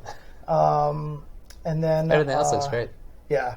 Obviously, that and the price point are the main concerns, but a lot of people are excited for it. A lot of people ordered it. Not only that, but if you do buy the joystick, the engraving is free. As long as you have the joystick, you can just bring it anywhere where they're doing the engraving, and they'll do an engraving for you. Can you get multiple engravings? I don't know. What if you like traveled all around and you get an engraving at every tournament to commemorate that tournament? I'm about to make an excellent memento of the entire year 2019, and I'll auction it off to the highest bidder. Who wants it? That's actually a pretty sick idea. I thought it was funny because like Chris Wynn Actually sounds pretty cool. I'm thinking about doing it. Yeah, now. I know, right? Chris Wynn like put on like it's a win-win situation or something like that. Yeah. Filipino man actually etched like he lost in this tournament because he dropped something, or I forgot what he put on there. So, and then of course, Jabali put himself on there with the CEO logo. And so. Yeah. But yeah, it's actually cool. So there you go. Yeah, it was a fun event. I got to do the top 8, a top 4 for Tekken commentary. Oh yeah, how was that? With Quiet Face Miles. And look, I'll say this: I felt very comfortable because Miles has a lot of the Tekken knowledge, so she was able to carry a lot of the technical knowledge. I also was very fortunate because I felt like it was really well. I felt like I did a really good job, but the fact that like 3 out of like the 4 matches that I was watching was Mondo Savage with King, which is like the character that I totally know, like definitely helped a lot. But good. I feel like I understand the pace of Tekken a lot more. I understand what I'm looking for now, and so I can express those things a lot better now. So I had a lot of fun really with good. that. I had a lot Glad of to hear fun it. with that. So yeah. Okay. I am proud of that, dude. I was happy. About that. You should be. Because I wanted to see if I can do more Tekken commentary, and Soul Calibur commentary as well. So, okay, Makes sense to me. that's all I've got for topics. So it's 7:14. We usually go till 8. Yeah. Do you want to just do some Q&A, like take a break and do some Q&A? Sounds fun to me. If anybody's interested in that. Okay, cool. So what we're gonna do here is we're gonna go on a break. Make sure you tweet us at UltraChenTV. At UltraChenTV. Don't do Ultra David or don't do jchensor. Do at UltraChenTV. And we will answer your questions after we take a quick break. So be right back, guys. Oh yeah. What up? Thanks for the subscription. Tap2GG, thank you for the subscription. Man, so I tried out this Elevate app. Have you tried this? I've heard about it. What is that? It's just like brain training, so it helps you get faster at reading and writing and interesting math and whatever. Anyway, what made me think about it was that it has one of its games things is pronunciation. And so it's like, do you know how to... Pronunciation? No, just kidding. Do you know how to pronounce this word? And it's funny and super ineffective because it has... Obviously, that's just up to whatever your accent is. Right? Oh, yeah. So I've tried it a couple of times, and I've been like... It gives you 3 options, basically. How would you pronounce this? Mm-hmm. Or no, it has a voice say the word, and then you have to say, yeah, that was pronounced right, or... that was not pronounced right. You already got to pick yes or no. And there have definitely been times when it's been pronounced in like my dialect, and so I say, yeah, that's right, and it's wrong. That's happened a few times so far. It's really annoying. Did you remember Brain Training, the Nintendo DS game a long time ago? Brain Training, where you had... Is that what it was called? It was, I think it was just called Brain Training, yeah. But they had that one game where the word would come up. Brain something. And it was colored, but it was also the word of a color, and you had to say the color of the word, not what the word was saying, cool. right? Yeah. So it would come up yellow, but it was colored blue, so you had to say blue, sure. right? So everybody who was playing that game could do fine except on the word blue. Really? Like, it just never understood blue, and then... it just didn't understand. Yeah, it just like wasn't registering it properly, and brain then brain age, that's what it was. And then someone found out that if you say the word brew, it actually That's worked so funny. more often. Oh, man. So, yeah, if you said brew, it actually... That's very funny. I know, and it was like, whoops. Interesting. So, a question that we got actually much earlier, I'll put that on there actually. What? Earlier, so... Season 1 pass is $93. Bummer. Okay. Remember, guys, if you want to ask us any questions, send us a tweet at... did I get that one? That's cool. Okay. At UltraChenTV, and we will try to answer the questions. So, Biscuit Butt, I've been doing this Elevate app for like 3 days, and I don't think it's super effective, but... I also tested at the maximum right away. So it's not a lot of upward mobility for me. Fair enough. How do I send tweets? Is that a serious question, or we just... Okay. But yeah, don't ask us the question in the chat. please ask us the question on Twitter so that we may feature the tweets on the stream itself. Dang, I'm eating like this entire thing of bread. That's really good, though. Bread is so good, dude. Bread is so amazing, dude. I love bread. You know how like you can go to some of those food courts in malls and there's that stone oven? There's like this place called... there's one in the Century City Mall. But they make like the most amazing bread. And like you can get a side of a salad or whatever. I just get a side, like it comes with the bread, and then like I get another side of bread. Nice. Like, I just get multiple bread and I just eat bread. It's so good. I can't blame you. It's excellent. It's so good. Well, it's done. I mean, with me and bread and pasta, I guess I just love wheat. No, I've known I love wheat. Dude, my whole entire come on. life, Who doesn't love wheat? Yeah. Okay, ready? Wheat's great, yeah. Yeah. Welcome back to the internet program. Let's get to some questions. So if you want to ask some questions, I guess you can probably do so. Maybe we'll see it. Send it to twitter.com/UltraChenTV.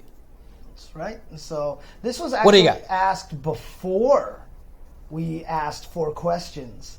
But this is from Echo CD, who says, if you haven't talked about it already, could you talk about the SF League and some thoughts on the community vote? There are many ways to think about supporting players, support accomplishments, support diversity, support fan favorite despite results, etc., etc. What would you like to see in terms of like how the voting goes? That's a good question. Would you like to see campaigns? Would you like to see that kind of thing? I would like to see players who don't as often have the chance to prove that they have top level talent, but that might. Do you know what I mean? Like there are players who don't often get to travel and do well at tournaments, but might be super good. Right. And I would like to see more of that. I guess most recently I'm thinking about players like Powell in Japan. Right, Right, just you don't see him very often, but he's excellent. So there are some players like that in North America too. I'd love to see that. I know we see them all the time, but I think SD Pinoy and Commander Jesse are two players like that. Couple I've been examples, talking sure. about Toy and Toy. and Mojo all the time. Mojo's right? a good one, yeah. So those are the four guys that I always bring up whenever something like that comes up. So, okay. She is attacking that cap. So anyway, I think the important point is I would like to see strong players, but sure, I'd love to see at the same time a different smattering of folks than we usually see. Yeah. Okay. But doesn't... Thanks, Paul. Okay, yeah. Okay. Next question here from Dakota. What game main events Saturday? Dragon Ball Z or Mortal Kombat 11? I guess what they mean is which one would we like to see close the event? So Evo Saturday, which one is the last game of Saturday night? Right. Would you rather see Dragon Ball or Mortal Kombat? I mean, look. I mean, come on. I think the better. You know my answer, James. Right, what's your answer? I mean, I honestly would just like to see which game probably just has more entrants at some point in time. Sure. Just reward it that way, at that point in time. Or honestly, if I had to pick one without knowing the entrants, I would pick Dragon Ball FighterZ to reward it for how well it did last year with the number of entrants and the most viewers and stuff like that. So I think it would be fitting to put that at the end of Saturday. And I heard on Best of 5 they were talking about it. They're still confused about the Blaze Blue at the start of the day, but I still think it's because they want to have something smaller at the start of the day. Smaller, faster, and also fitting for Japan audience time frames as well. So I mean, Dragon Ball would probably be good for that. But okay, I feel like smaller and faster are probably the two biggest reasons. All right. Maybe Arxis has something to show, on Sunday. I don't know. Question coming from Zorlon. Zorlon 9. Which is, what do you see happening after SF5? SF6 or Street Fighter Alpha 4? Definitely not Street Fighter Alpha 4. Absolutely not Street Fighter Alpha 4. Yeah, at this point in time, I think it's just going to be 6, 7, 8, 9, etc., etc. I don't think Absolutely we're going to see any right. change. And honestly, one of the things, I don't even know if they need to continue with the storyline at this point in time. Just freeze it in time and just because there are 20 people in the world who really care about it. Right, but the problem with it is Chun-Li is technically 70 years old or something like that now. I mean, according to Street Fighter 2, her birthday was in 1968 or something like that, Okay, right? well, it's not exactly 70, but yeah, but I think Zangief might have been 40.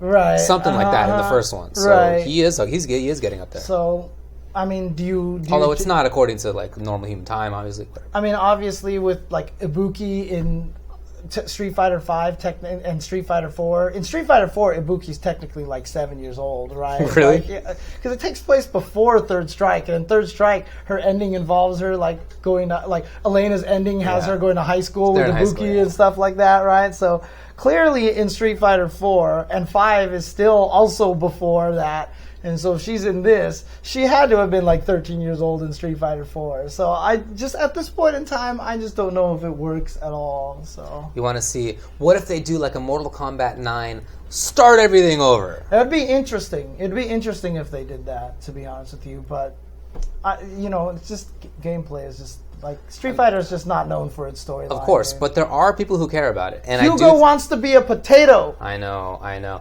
But think if they had a functioning story mode that actually mattered, it actually had cool cinematics, it actually had good voice acting, that really would bring in a lot of people. Yeah, it's true. Because Mortal Kombat and Injustice really do get a lot of buys. Maybe not competitive players out of that, but the game is bought a lot because that stuff's really good.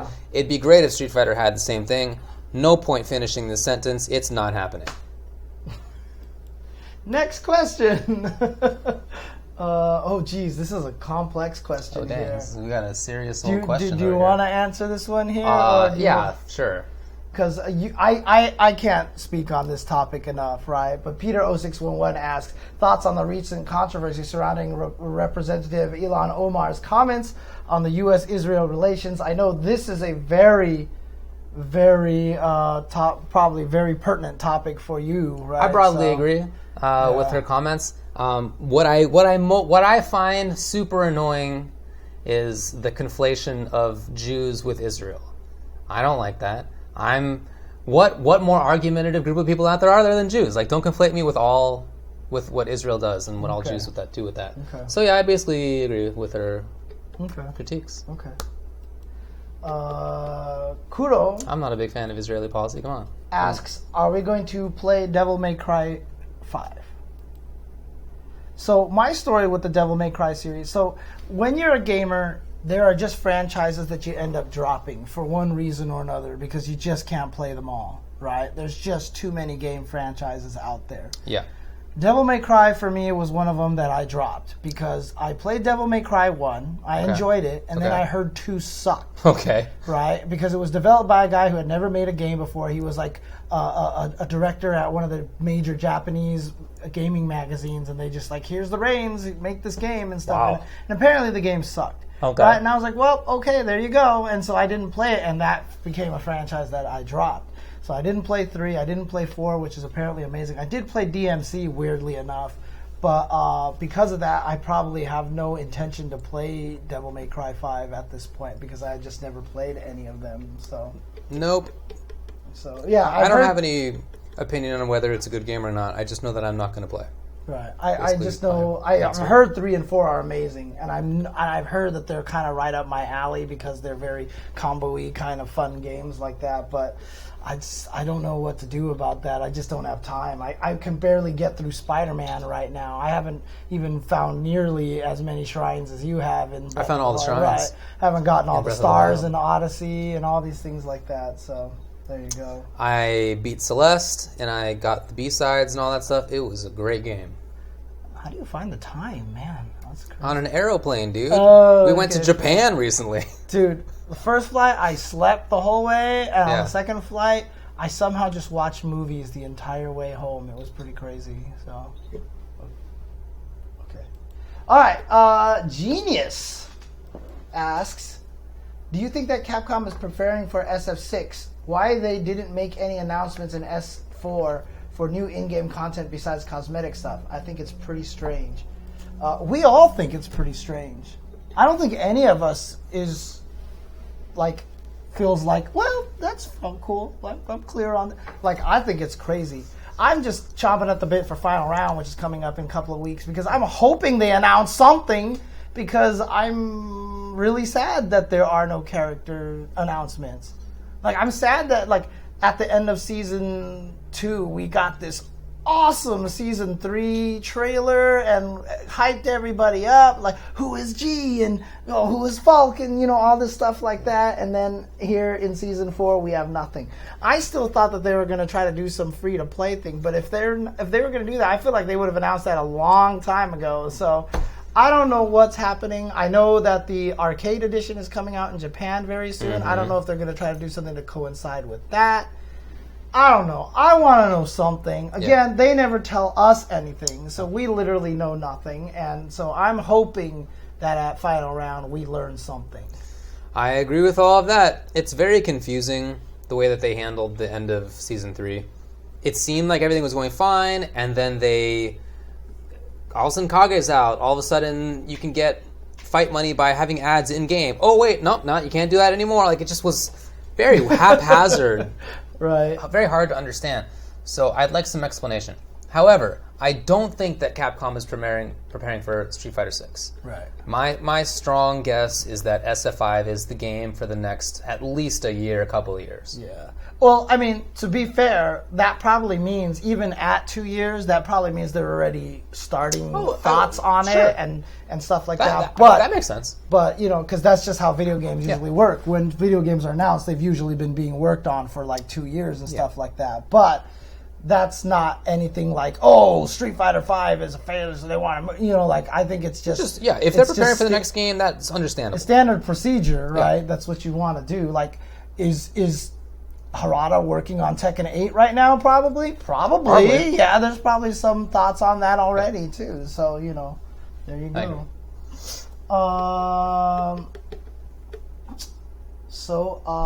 Typhoon asks me, what's my favorite king throw? I'm a muscle buster man myself. Interesting. He's got so many throws. Okay. Obviously, rolling death cradle is a cool one. The bridge is a cool one. But I don't know. Do I have one that I particularly like? I mean, the reason why I played him, honestly, was because I wanted to power bomb people out of the air. Right? Like, that's literally why... The combo ender? Yeah, the combo that's a ender. super cool like, ender. I think that's just... I might just have to go with that because that's literally why I picked him, right? Because I thought it was... It's cool. Like, the grappler gets to juggle people out of the air with a throw. How makes a cool sick noise is that? while doing it. Yeah, it's cool. So I'll probably just go with that. Otherwise, I really like Up 1-2 where he just picks you up and then just slams you because it's a wall splat, and so it gives me the wall throw too. So and you can make him go backwards. So if someone's pushing you in the corner and they're not careful, you can grab them and then turn them around and throw them in the wall. But yeah, I'm always a fan of Gadget Finger. Oh yeah, that's right. You know me. Okay. Diogenes asks, what kind of goal would we need to meet to get an Ultra David and James Chen karaoke stream? I don't think that would ever happen, huh? That's a tough one, friends. Because you would probably never want to do a karaoke. So, I would, you just have to Nothing ask for James, me. yeah. You just have to ask me and I'll do it. In fact, I owe everybody... just do it anyway. I owe everybody one because I usually do one for my birthday, right? So, on my birthday, I was traveling for Japan and all that stuff like that. So, I'll have to do it. But for you, what would it take? Can we do a monthly Patreon goal of $1,000 and then you would do a karaoke stream? If I were to get paid $1,000 a month, sure. Sure. I was hoping I would throw something so ludicrous that you would even be like, no, still. I mean, I would feel weird. Like, why would you pay me $1,000 to do that? What a terrible idea. Well, no, total between everybody, not one person paying $1,000. Well, yeah, I'm saying, why would, as a group, Oh, anybody okay, even give me as a group. $1,000? Okay. What a horrible idea. I'd feel bad accepting that. Okay. But I probably would. You would do it then, huh? Anyway, please don't. Well, okay. So, For now your the own question sakes is, as well as mine. how do we find the right $500? Would you do it? No. You wouldn't do it? So at 1,000 you would, but 500 you wouldn't. $999. 999? Okay, that's Rejected. okay. Fair enough. Okay. Rejected. Why don't we do one right now? Go! Sing a song. You won't even pretend to sing a song. Okay, Augusto asks, personal ratings between Street Fighter games. For example, 1 SF2, 2 degrees. Cool. What SF3. country are you from where you do degrees instead of like first or second? That's pretty cool. I've never seen that before. No country name there. So. Cool. I mean, different countries do it in different ways, obviously. And first wouldn't make sense in many languages because the ending of... Anyway. I'm curious. Obviously, for me, my favorite are Street Fighter 2, Super Turbo, and Hyper Fighting. And then probably like Alpha 3 would be my next favorite. But what if you had to do all of the game? Oh, the whole series? Everything. Oh, the series? And maybe you pick like the best 1 or 2 of the different sub-series. Right. So you don't have to say like where Champion Edition Right. fits, So it'd be 2 Alpha 3s and then 1. Oh, but there's 4 and 5 too, For right? sure. I totally... You like transported 20 years ago. Okay. It would probably be 2 Alphas, maybe 5, then 3s, then 4, then 1. I don't know. I'd have to think about this a lot more. What about you? Hey. Oh, you're Brazilian. Okay, so in Portuguese and Spanish. Oh, that makes sense. Yeah. Primero, etc. Yeah, okay. So what would you do? Anyway, that's very interesting. Thank you. I would say Third Strike. Are you counting the whole series or just the best? Just the best. Oh. Well, Third Strike, and then I'm going to have both SF2 and both ST and Hyper Fighter. Okay. But you don't have to have like Champion and Alpha 1. Nobody cares about those games, right? Okay. All right. Third Strike number 1. Super Turbo number 2. Oh,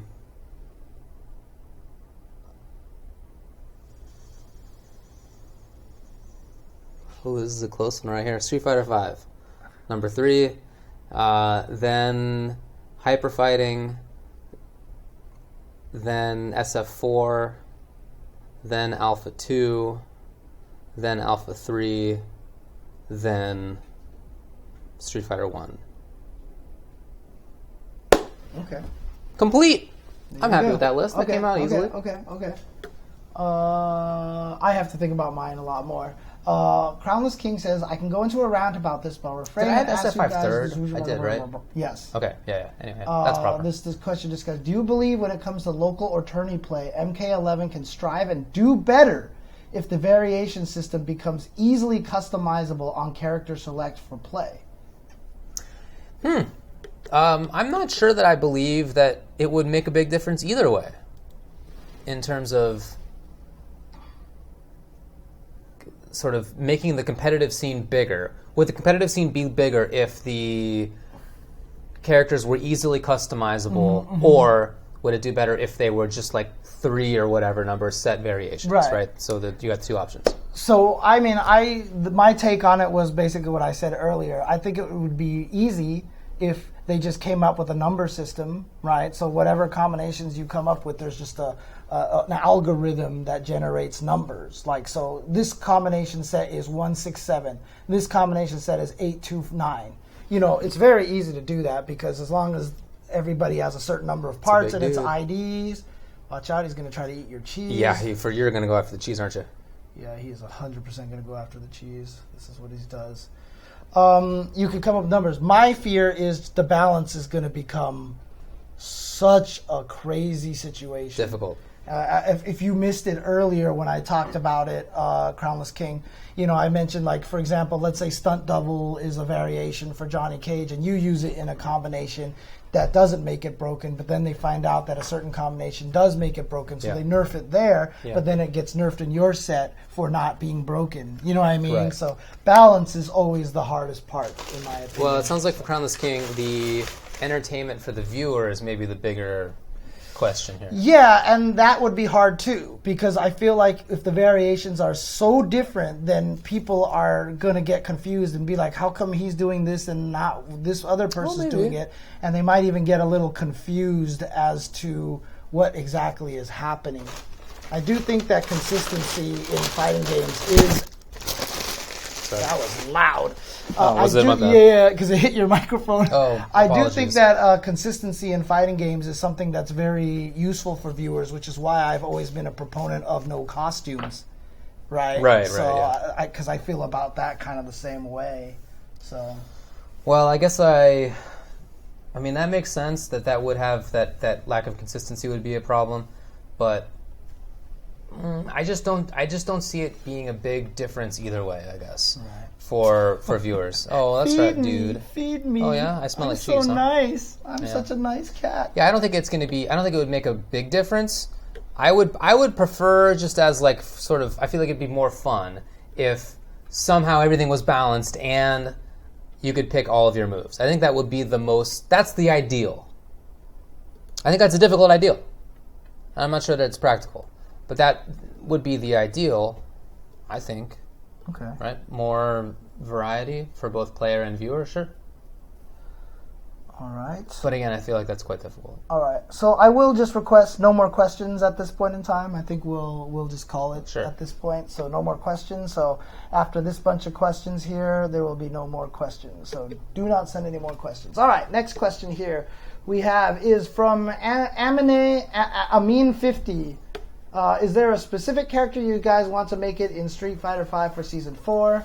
Pretty sure we've answered this before. I've just said Saddam and Honda just because of my OCD completionist sake, because I want all the alpha characters to have come back at least once, and I think it's weird that Honda's the only Street Fighter 2 character who has not made it back. 12. Oh, God. 12 and Oro. 12. Igner Greyhound asks, what is the best bread? I have to spend way more time thinking about that than my ranking of SF. Come on.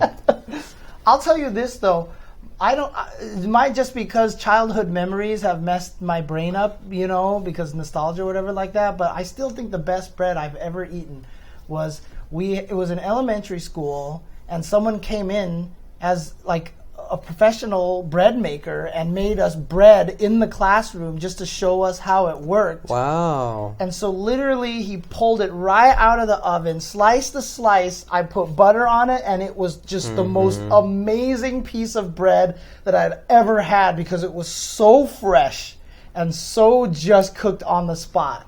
And it was like ridiculous. So, but that's like not any particular type of bread except super fresh made bread. So. Boy, it's a tough one, man. I'm gonna have to go with challah. Final answer. Egg challah. Ding ding ding ding ding.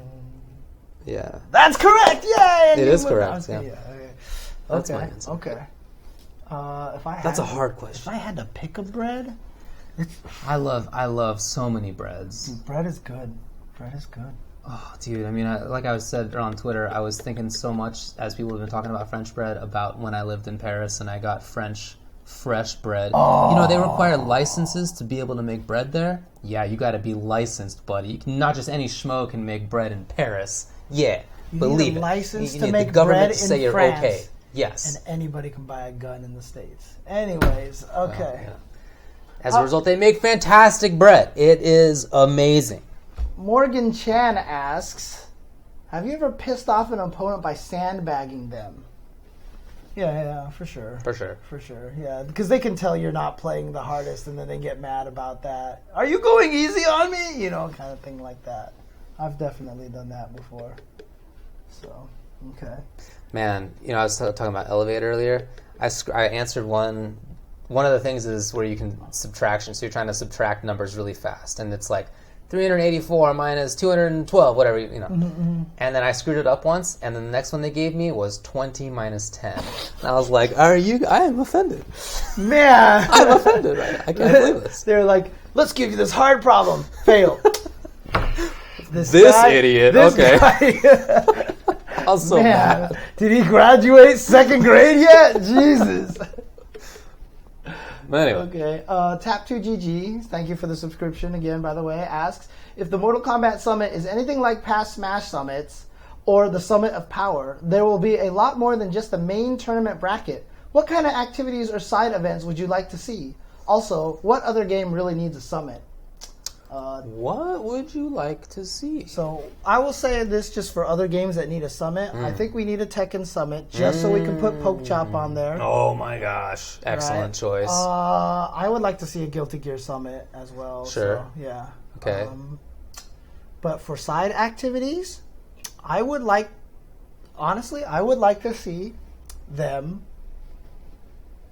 get a bunch of mannequins, put watermelons on the top of them as heads, and have the players execute their best fatalities. Yeah. I think Are you going to give them swords? Is that what we're talking about? I don't know if we'd give them swords. know either, that, dude. that would be like in the movie Walk Hard. Have you ever seen that No. movie? Dude, you would love this movie. Okay. It's one of those, it's like a biopic parody, right? Okay. And it's, it's making fun of the Johnny Cash movies and stuff like Okay. that, where there's like the tragedy befalling his brother and the two kids are like, hey, let's go play machete sword fight. Nothing bad could possibly happen. And I wouldn't okay. give NRS players, Yeah, I wouldn't be handing around swords anywhere, that's for sure. But like maybe like a hammer, like a mallet or something like that. I can tell you that I'm not their lawyer, but if I were their lawyer, I would not sign off on this. I would strongly recommend against it. Oh man. Not a good idea. Yeah, but I think it would be hilarious. It could be hilarious. It would be hilarious. Definitely. Yeah. What about stand-up comedy routine? Stand-up comedy challenge. No. Give us your 10 minutes best stand-up comedy challenge. God, no. I actually think DJT would knock this out of the park. I mean, look, the thing about comedy, the worst thing about bad comedy is that you can't laugh at it. That's what makes it bad. And that's what makes it so awkward. Yes. So, like, you would seriously have some guys just being up there being like, so I walked into this arcade one time. I walked into this arcade and this guy pushed me over. I had a friend who told that story once. And that was it. Jesus. We still razz him all these years later. It was like 20 years almost. He told us that story. What games would you like to see a summit for? I just think, eventually it'd just be nice if every scene had a summit, right? So There hasn't even been a Street Fighter summit There's yet. not been a Street Fighter summit. I Yeah. think Street Fighter would be a good one, too. Yeah. Darren asks, what would you both like to be most remembered for when you decide to stop commentating? What a cool question. I want to be remembered for the guy who made everybody use the term trip guard correctly. Oh boy, you're shooting for the stars. Because I made up that term, damn it. Anyways. Some things are not attainable, friend. Interesting. What would The same you friend both like also to be told me the remembered story for? where he was walking down the street once, and he and his friend walked into a tree, and the tree shook. The guy just had no idea how to tell He stories. just didn't know He how to tell just had stories. no idea how to tell stories. Oh boy.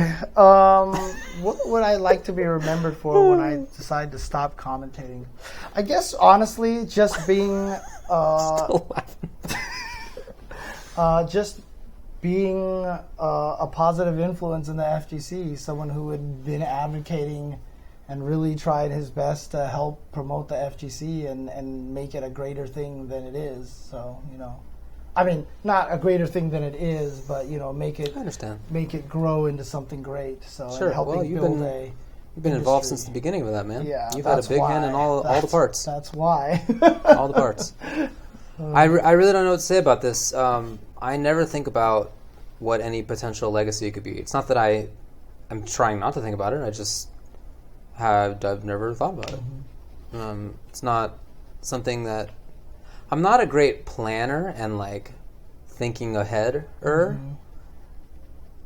in many ways, and I think this may be one of them. I just tend to do things short term and not think about the far off.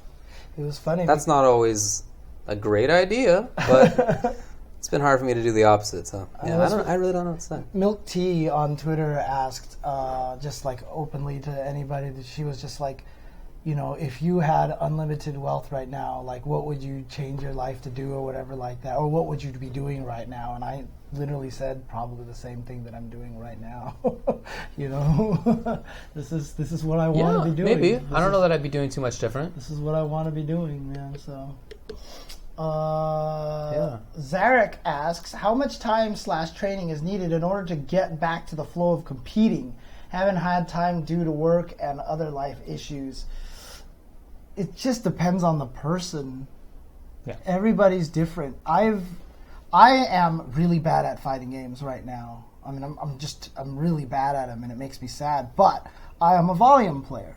Right. I've always needed to play lots to be good, and not everybody is like that. Sure. Someone like Justin Wong won't need that kind of stuff. So it really just depends on the person.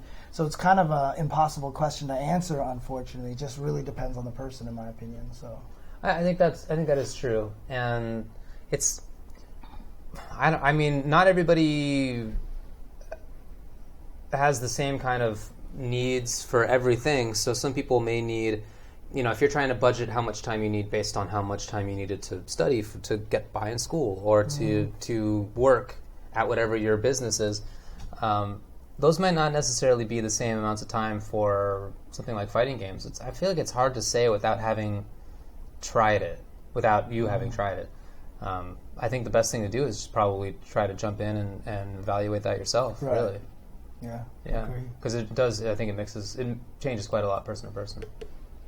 Ah, cool. Toshin asks, thoughts on the Dogface show debuting 10 years ago? Man, are we that old? We sure are, dude. Yeah, did you see Derek Daniels' post about this? Yeah, he asked me to write something for it, and I just was busy this week, and I haven't had right, a chance there you to. go, yeah. So, yeah. Yeah. Well, I read it too. So Derek Daniels put up a post. You can find it on his Twitter account, which is, I don't remember. Omni SRK. SRK. Okay. Omni SRK. And anyway, he wrote up a little spiel about it because he was involved in the original Dogface show. You were involved. Of course, Vic, Dogface, was involved. Madge was involved. And I guess the original guests were Mike Ross and Gutex and Gutex. Mike, yeah. Before they were appearing, Right, too. right, yeah. Some part of me wants to believe that kind of helped create it. I think that makes a lot of sense. Why not? Yeah. It was a funny show. It was a very unique show. There's still nothing else really like it, especially in the FGC. But I think even in larger esports, I don't know of anything else that's like it. Dude. So he just was kind of a unique guy, really cool dude. I didn't know him very well, but always thought he was a great guy, and he was very funny. Very funny. Just told us that he was going to do an interview. Literally, he was just like, I'm going to do an interview. Here's my guest. We're like, okay. So we go on the show, and me and Derek and Madge and Mike Ross's older brother all just sitting in that theater. We were just expecting very, how is the fighting game community? Sure. And then he started going off on who would make a better leader, Optimus Prime or Obama, or if your kid told you, that fighting game, that video games are for nerds, he was just going off. And yeah. Dude, I can tell you, it was probably one of the hardest in my life to not laugh out loud. Because you're there for the taping. Yeah, and every time he kept asking questions, me, Derek, and Madge would not make eye contact. Every time he said something, we wanted to look at each other and go what the hell? But we knew if we did that, it would have been over. So every time he asked any question, we would just be like, that's great. Dude, it was, oh my God, it was so goddamn funny, dude. And honestly, I'm still really proud of the editing job that I did on that. Because we had 3 camera views, right? And I tried really hard changing the camera views in a very intuitive way. So much to the point that I put that pressure on to all of the future editors, and I think I drove them all crazy. Because a lot of times they would just stay on one person talking forever, and I was like, no, change the view, break up the monotony. I was like, do this, and da, and I was just like, rah, rah, rah, rah, rah, rah, kind of guy. And I really drove some of the editors kind of batshit, to be honest with you, so... But when you watch the first episode, I mean, if you take the time to pay attention to the editing, you'll see when Mike is talking, then Gutex start talking, I slowly pan to Gutex. Just naturally, you would just start looking at him, and then you hear something for a long time, and then I change to the full view, and then I felt like I did a really good job with that. So cool, man. Anyways, yeah. I remember watching it and thinking it was super funny and that he did a great job. But yeah, 10 years ago was 2008, and Street Fighter 4 was out, and we were playing it in the arcades here in Southern California. Some other people across the country were too. So the interview used Not to many be, people, all of the interviews used to be on Dogface's YouTube channel, which was eliminated. It just disappeared. So I didn't know that. all those interviews are gone. However, Derek Daniels did re-upload the first episode, I believe, And if you go onto that article, again, on Omni, is it Omni underscore SRK or is it Omni SRK? Let me make sure. I think it's just Omni SRK. Nope, it's Omni underscore SRK. No, what the hell? Did he change his Twitter? Holy crap. Oh, he's Derek underscore Omni now. So Derek, DEREK underscore Omni, OMNI. If you go to Derek underscore Omni, you'll see that he put up that retrospective there. On that blog post, the first part of the episode is on the bottom is embedded on there. And if you click on that link, you should be able to get to all the other parts on that same channel, basically. And man, let me tell you, dude, that was capturing on video camera, digitizing. Literally video, right? Yeah, and digitizing everything. And Jesus, like nowadays, it would just been like click, click, click. Yeah, Okay, much we're done. easier, of course. Yeah. So, anyway, it was a good show. It would be great to see something like that come back. It would be great to see Dogface come back. Yeah. He went to Evo apparently. I wasn't there this year, but yeah, he's been at like the last 3 Evos. Okay. He's been following. He lives the in scene. Vegas, I guess. He's been following the scene very closely too. So yeah. Anyway, he knows about all the players and everything like that. So. All right, so Crownless King is back and asks, would you guys like a new Street Fighter if it took the visual style of games Capcom uses for the RE engine, such as Resident Evil 7, 2, and Devil May Cry 5? Would that be too drastically weird, realistic looking? do you mean like a 3D fighting game? Well, no, he just means, I don't know if you've like paid attention to how realistic the people look in Resident Evil 2 Remake and in Devil May Cry 5. Like, it's frightening. The engine is like, I mean, like my friend who's been playing video games as long as I have, he's the same age as I have. He's like, I played, he told me he played Resident Evil 2. He's like, he's never seen anything like it. He was like, Uncanny Valley is just destroyed. Wow. That's it. Like, that's how crazy the graphics are. But I don't know if that would work for Street Fighter 5, to be honest with you. Certainly not for SF5. Could you imagine a Street Fighter game where it did work? I don't know. Because the thing is, they purposely made the hands and feet big because you can see what the moves are doing a little bit better, right? And so that's why Chun-Li has this gigantic hand in Street Fighter 4 and stuff like that. You know, Dhalsim in Street Fighter 5, his hand is like taller than his head and whatever, you know. But I like Street Fighter kind of being more like anime-ish kind of cartoony. You know what I mean? I don't mind that. So no, I'm fine with it too. I don't know that I would want a hyper-realistic fighting game. Yeah, there is a screenshot Leaford TV that there is a realistic-looking Street Fighter 5 in beta, and it looked really weird. It did look weird, I thought too. Yeah, because like someone was crouching and the crouching didn't Dictator. look. Yeah, and then like Ryu was standing. It just didn't look right. I don't know, something about it didn't look right. I'm with you. Maybe it could be done well, but I guess I don't need games to be hyper-realistic. I just want them to be interesting looking, and that could be both very realistic, or it could be, you know, jokey anime style, like whatever. There's a whole range of things that I think the best looking game is like Guilty Gear, so you know. Yeah. Like think about which games. Like personally, I think that the best looking games are Dragon Ball and Tekken, and one of them is semi-realistic. I mean, you know, Tekken is not a hyper-realistic looking game, but pretty well. And the other one is just like looks just like the anime TV show, you know. So I don't need it to look super realistic. It's fine. Okay. In conclusion, 645 asks me basically, any idea what the version 1.1 patch did on Tetris 99? I didn't even know there was a version 1.1 patch. I'm sure it's fixing bugs. I'm sure it's nothing crazy, to be honest with you, unless we find out. Unless we get any patch notes out there. Oof, the Dante phase? I'm not a big fan, buddy. Well, from MVCI? No. This is from... I don't know. Okay. I don't know what from. But Dante from something that Crownless King put in the chat. Oh, okay. Paul B asks, if MK11 is what it's promised to be, do you think it has the potential to become the biggest fighting game in the FGC? No. Yeah, I've always felt like MK's biggest thing holding it back is just the violence stuff. Correct. And that's always going to be the biggest problem with it. Correct. I've always said that, I know, again, going back to this sore topic here that a lot of people got mad at me about, that Street Fighter was kind of like the game that needs to take us to that next level right now. It's because it has the most, not social media, but what's that word? Shoot, why can't I remember the word anymore? But like just public conscious, right? People know what Street Fighter is. People also know what Mortal Kombat is, but it's just too violent for it to ever get to that point. So. Yep. I think there's. I think that's true. I think that's basically what I would say as well. But it's not just that. I think that the block button thing doesn't appeal to lots of established fighting game players. Mm-hmm. I think it's totally great and fine. But social conscious, that's what I was trying to say. Yeah. Not everybody agrees with that for whatever reason.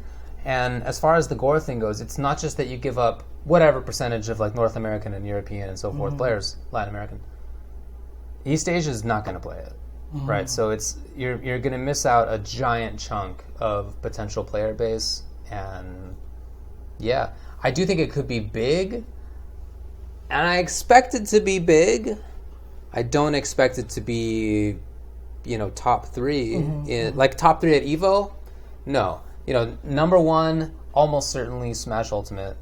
Number 2 and 3, almost certainly Street Fighter and Tekken. Right. One of those.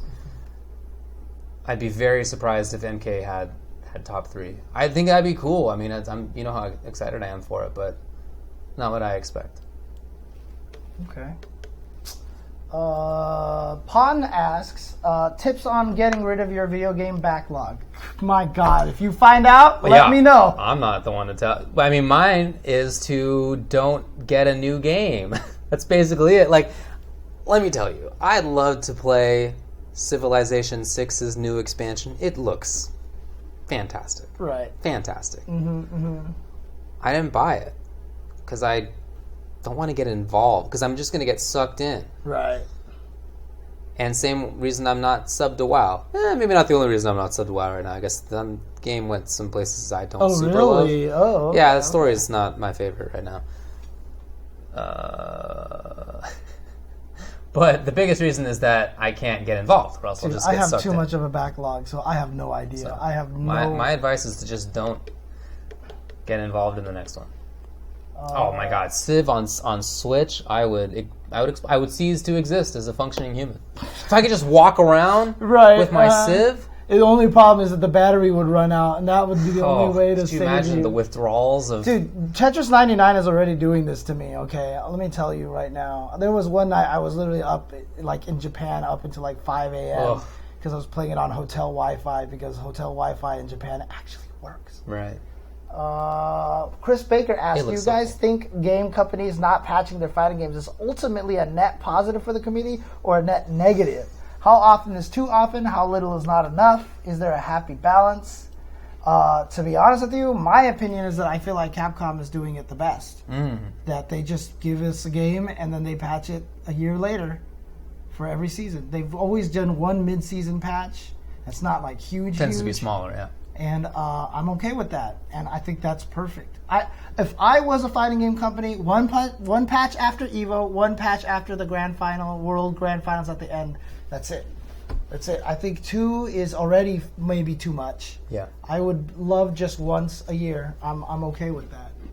Yeah, that sounds right to me. I mean, my personal opinion is to minimize patches. If I can get a game that gets to a point where it doesn't need balancing anymore, and any other balancing would be just kind of like shuffling the deck, right, rather than like making important change. Right. I'd rather it not be changed. But I don't think that that's a prevailing view anymore. I feel like that's more something I just developed in the zeros when we couldn't get patched games, right? So we just got used to it. I've heard from players in, for example, the NRS scene who look on with confusion when other scenes say that MK9 and Injustice 1 and early MKX were patched too often.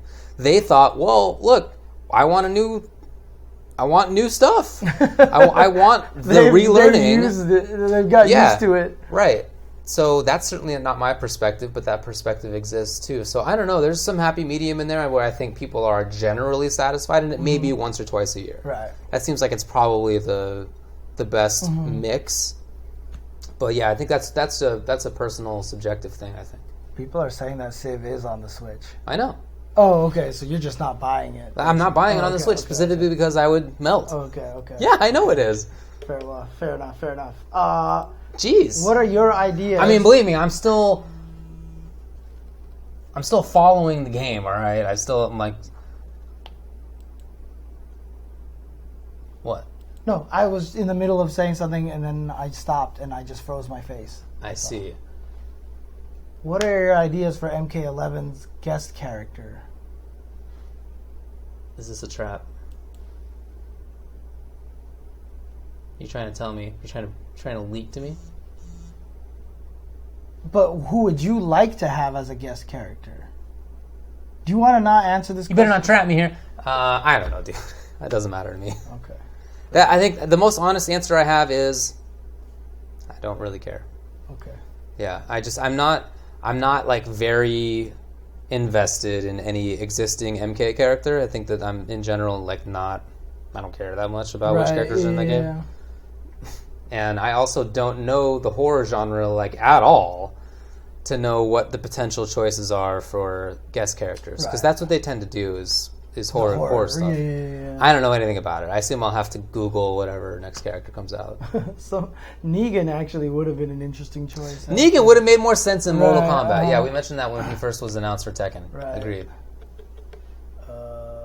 This is someone else.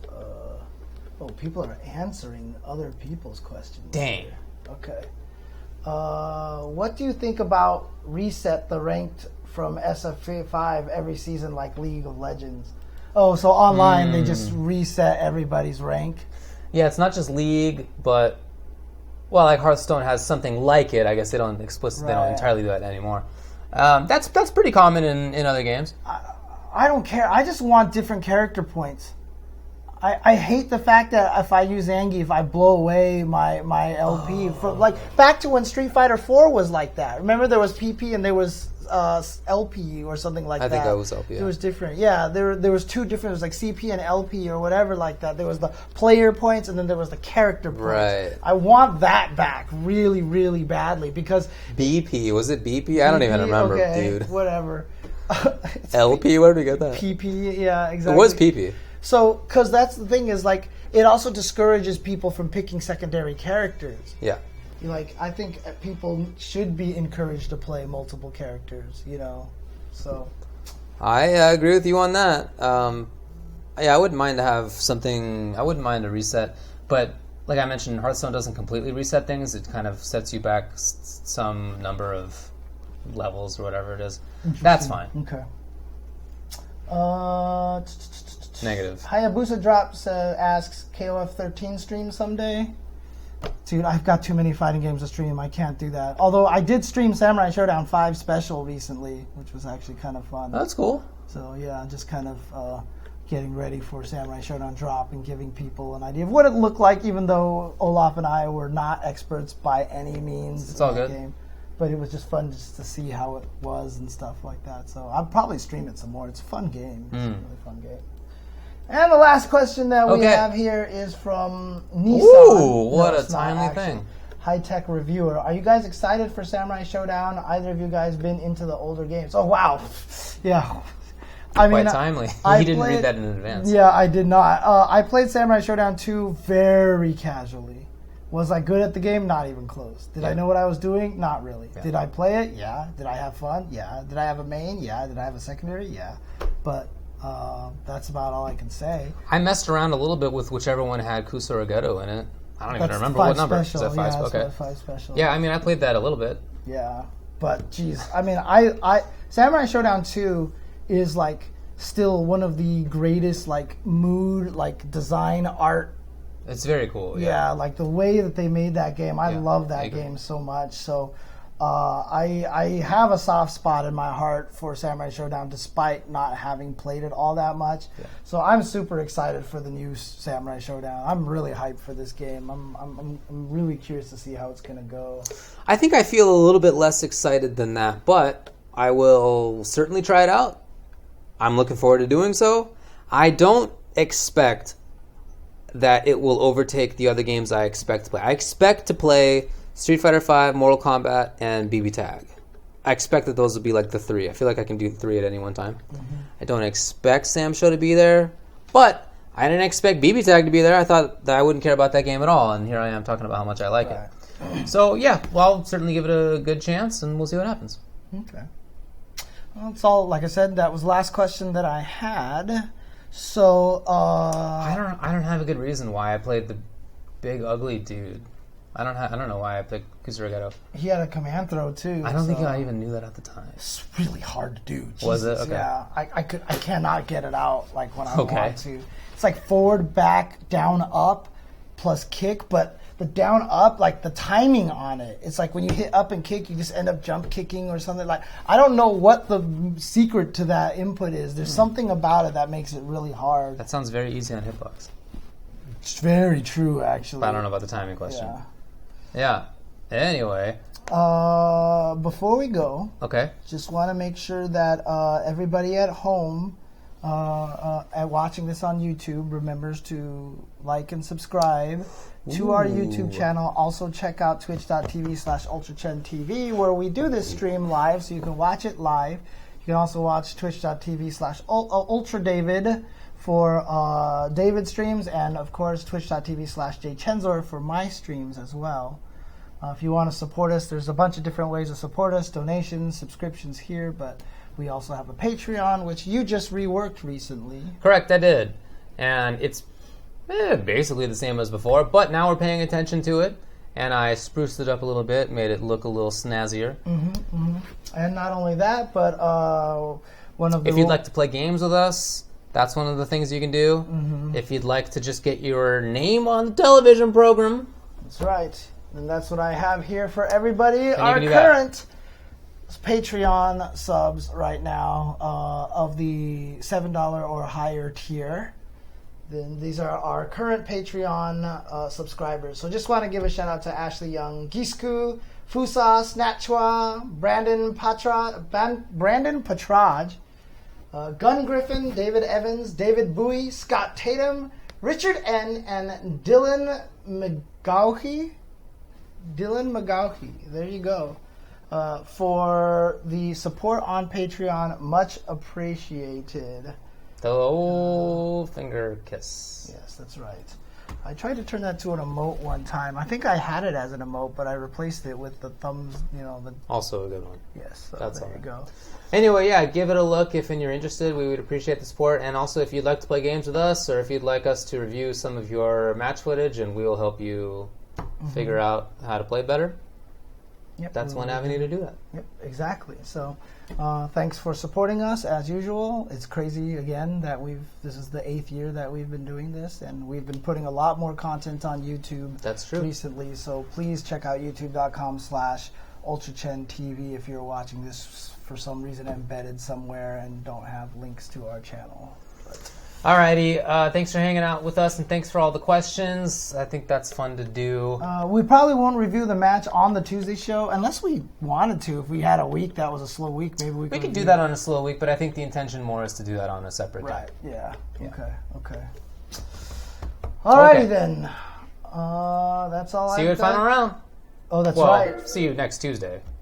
That's right. Before final round. Before final Right. round. Yeah. And then Okay, also okay. see you at final round. Okay. There you go. Okay.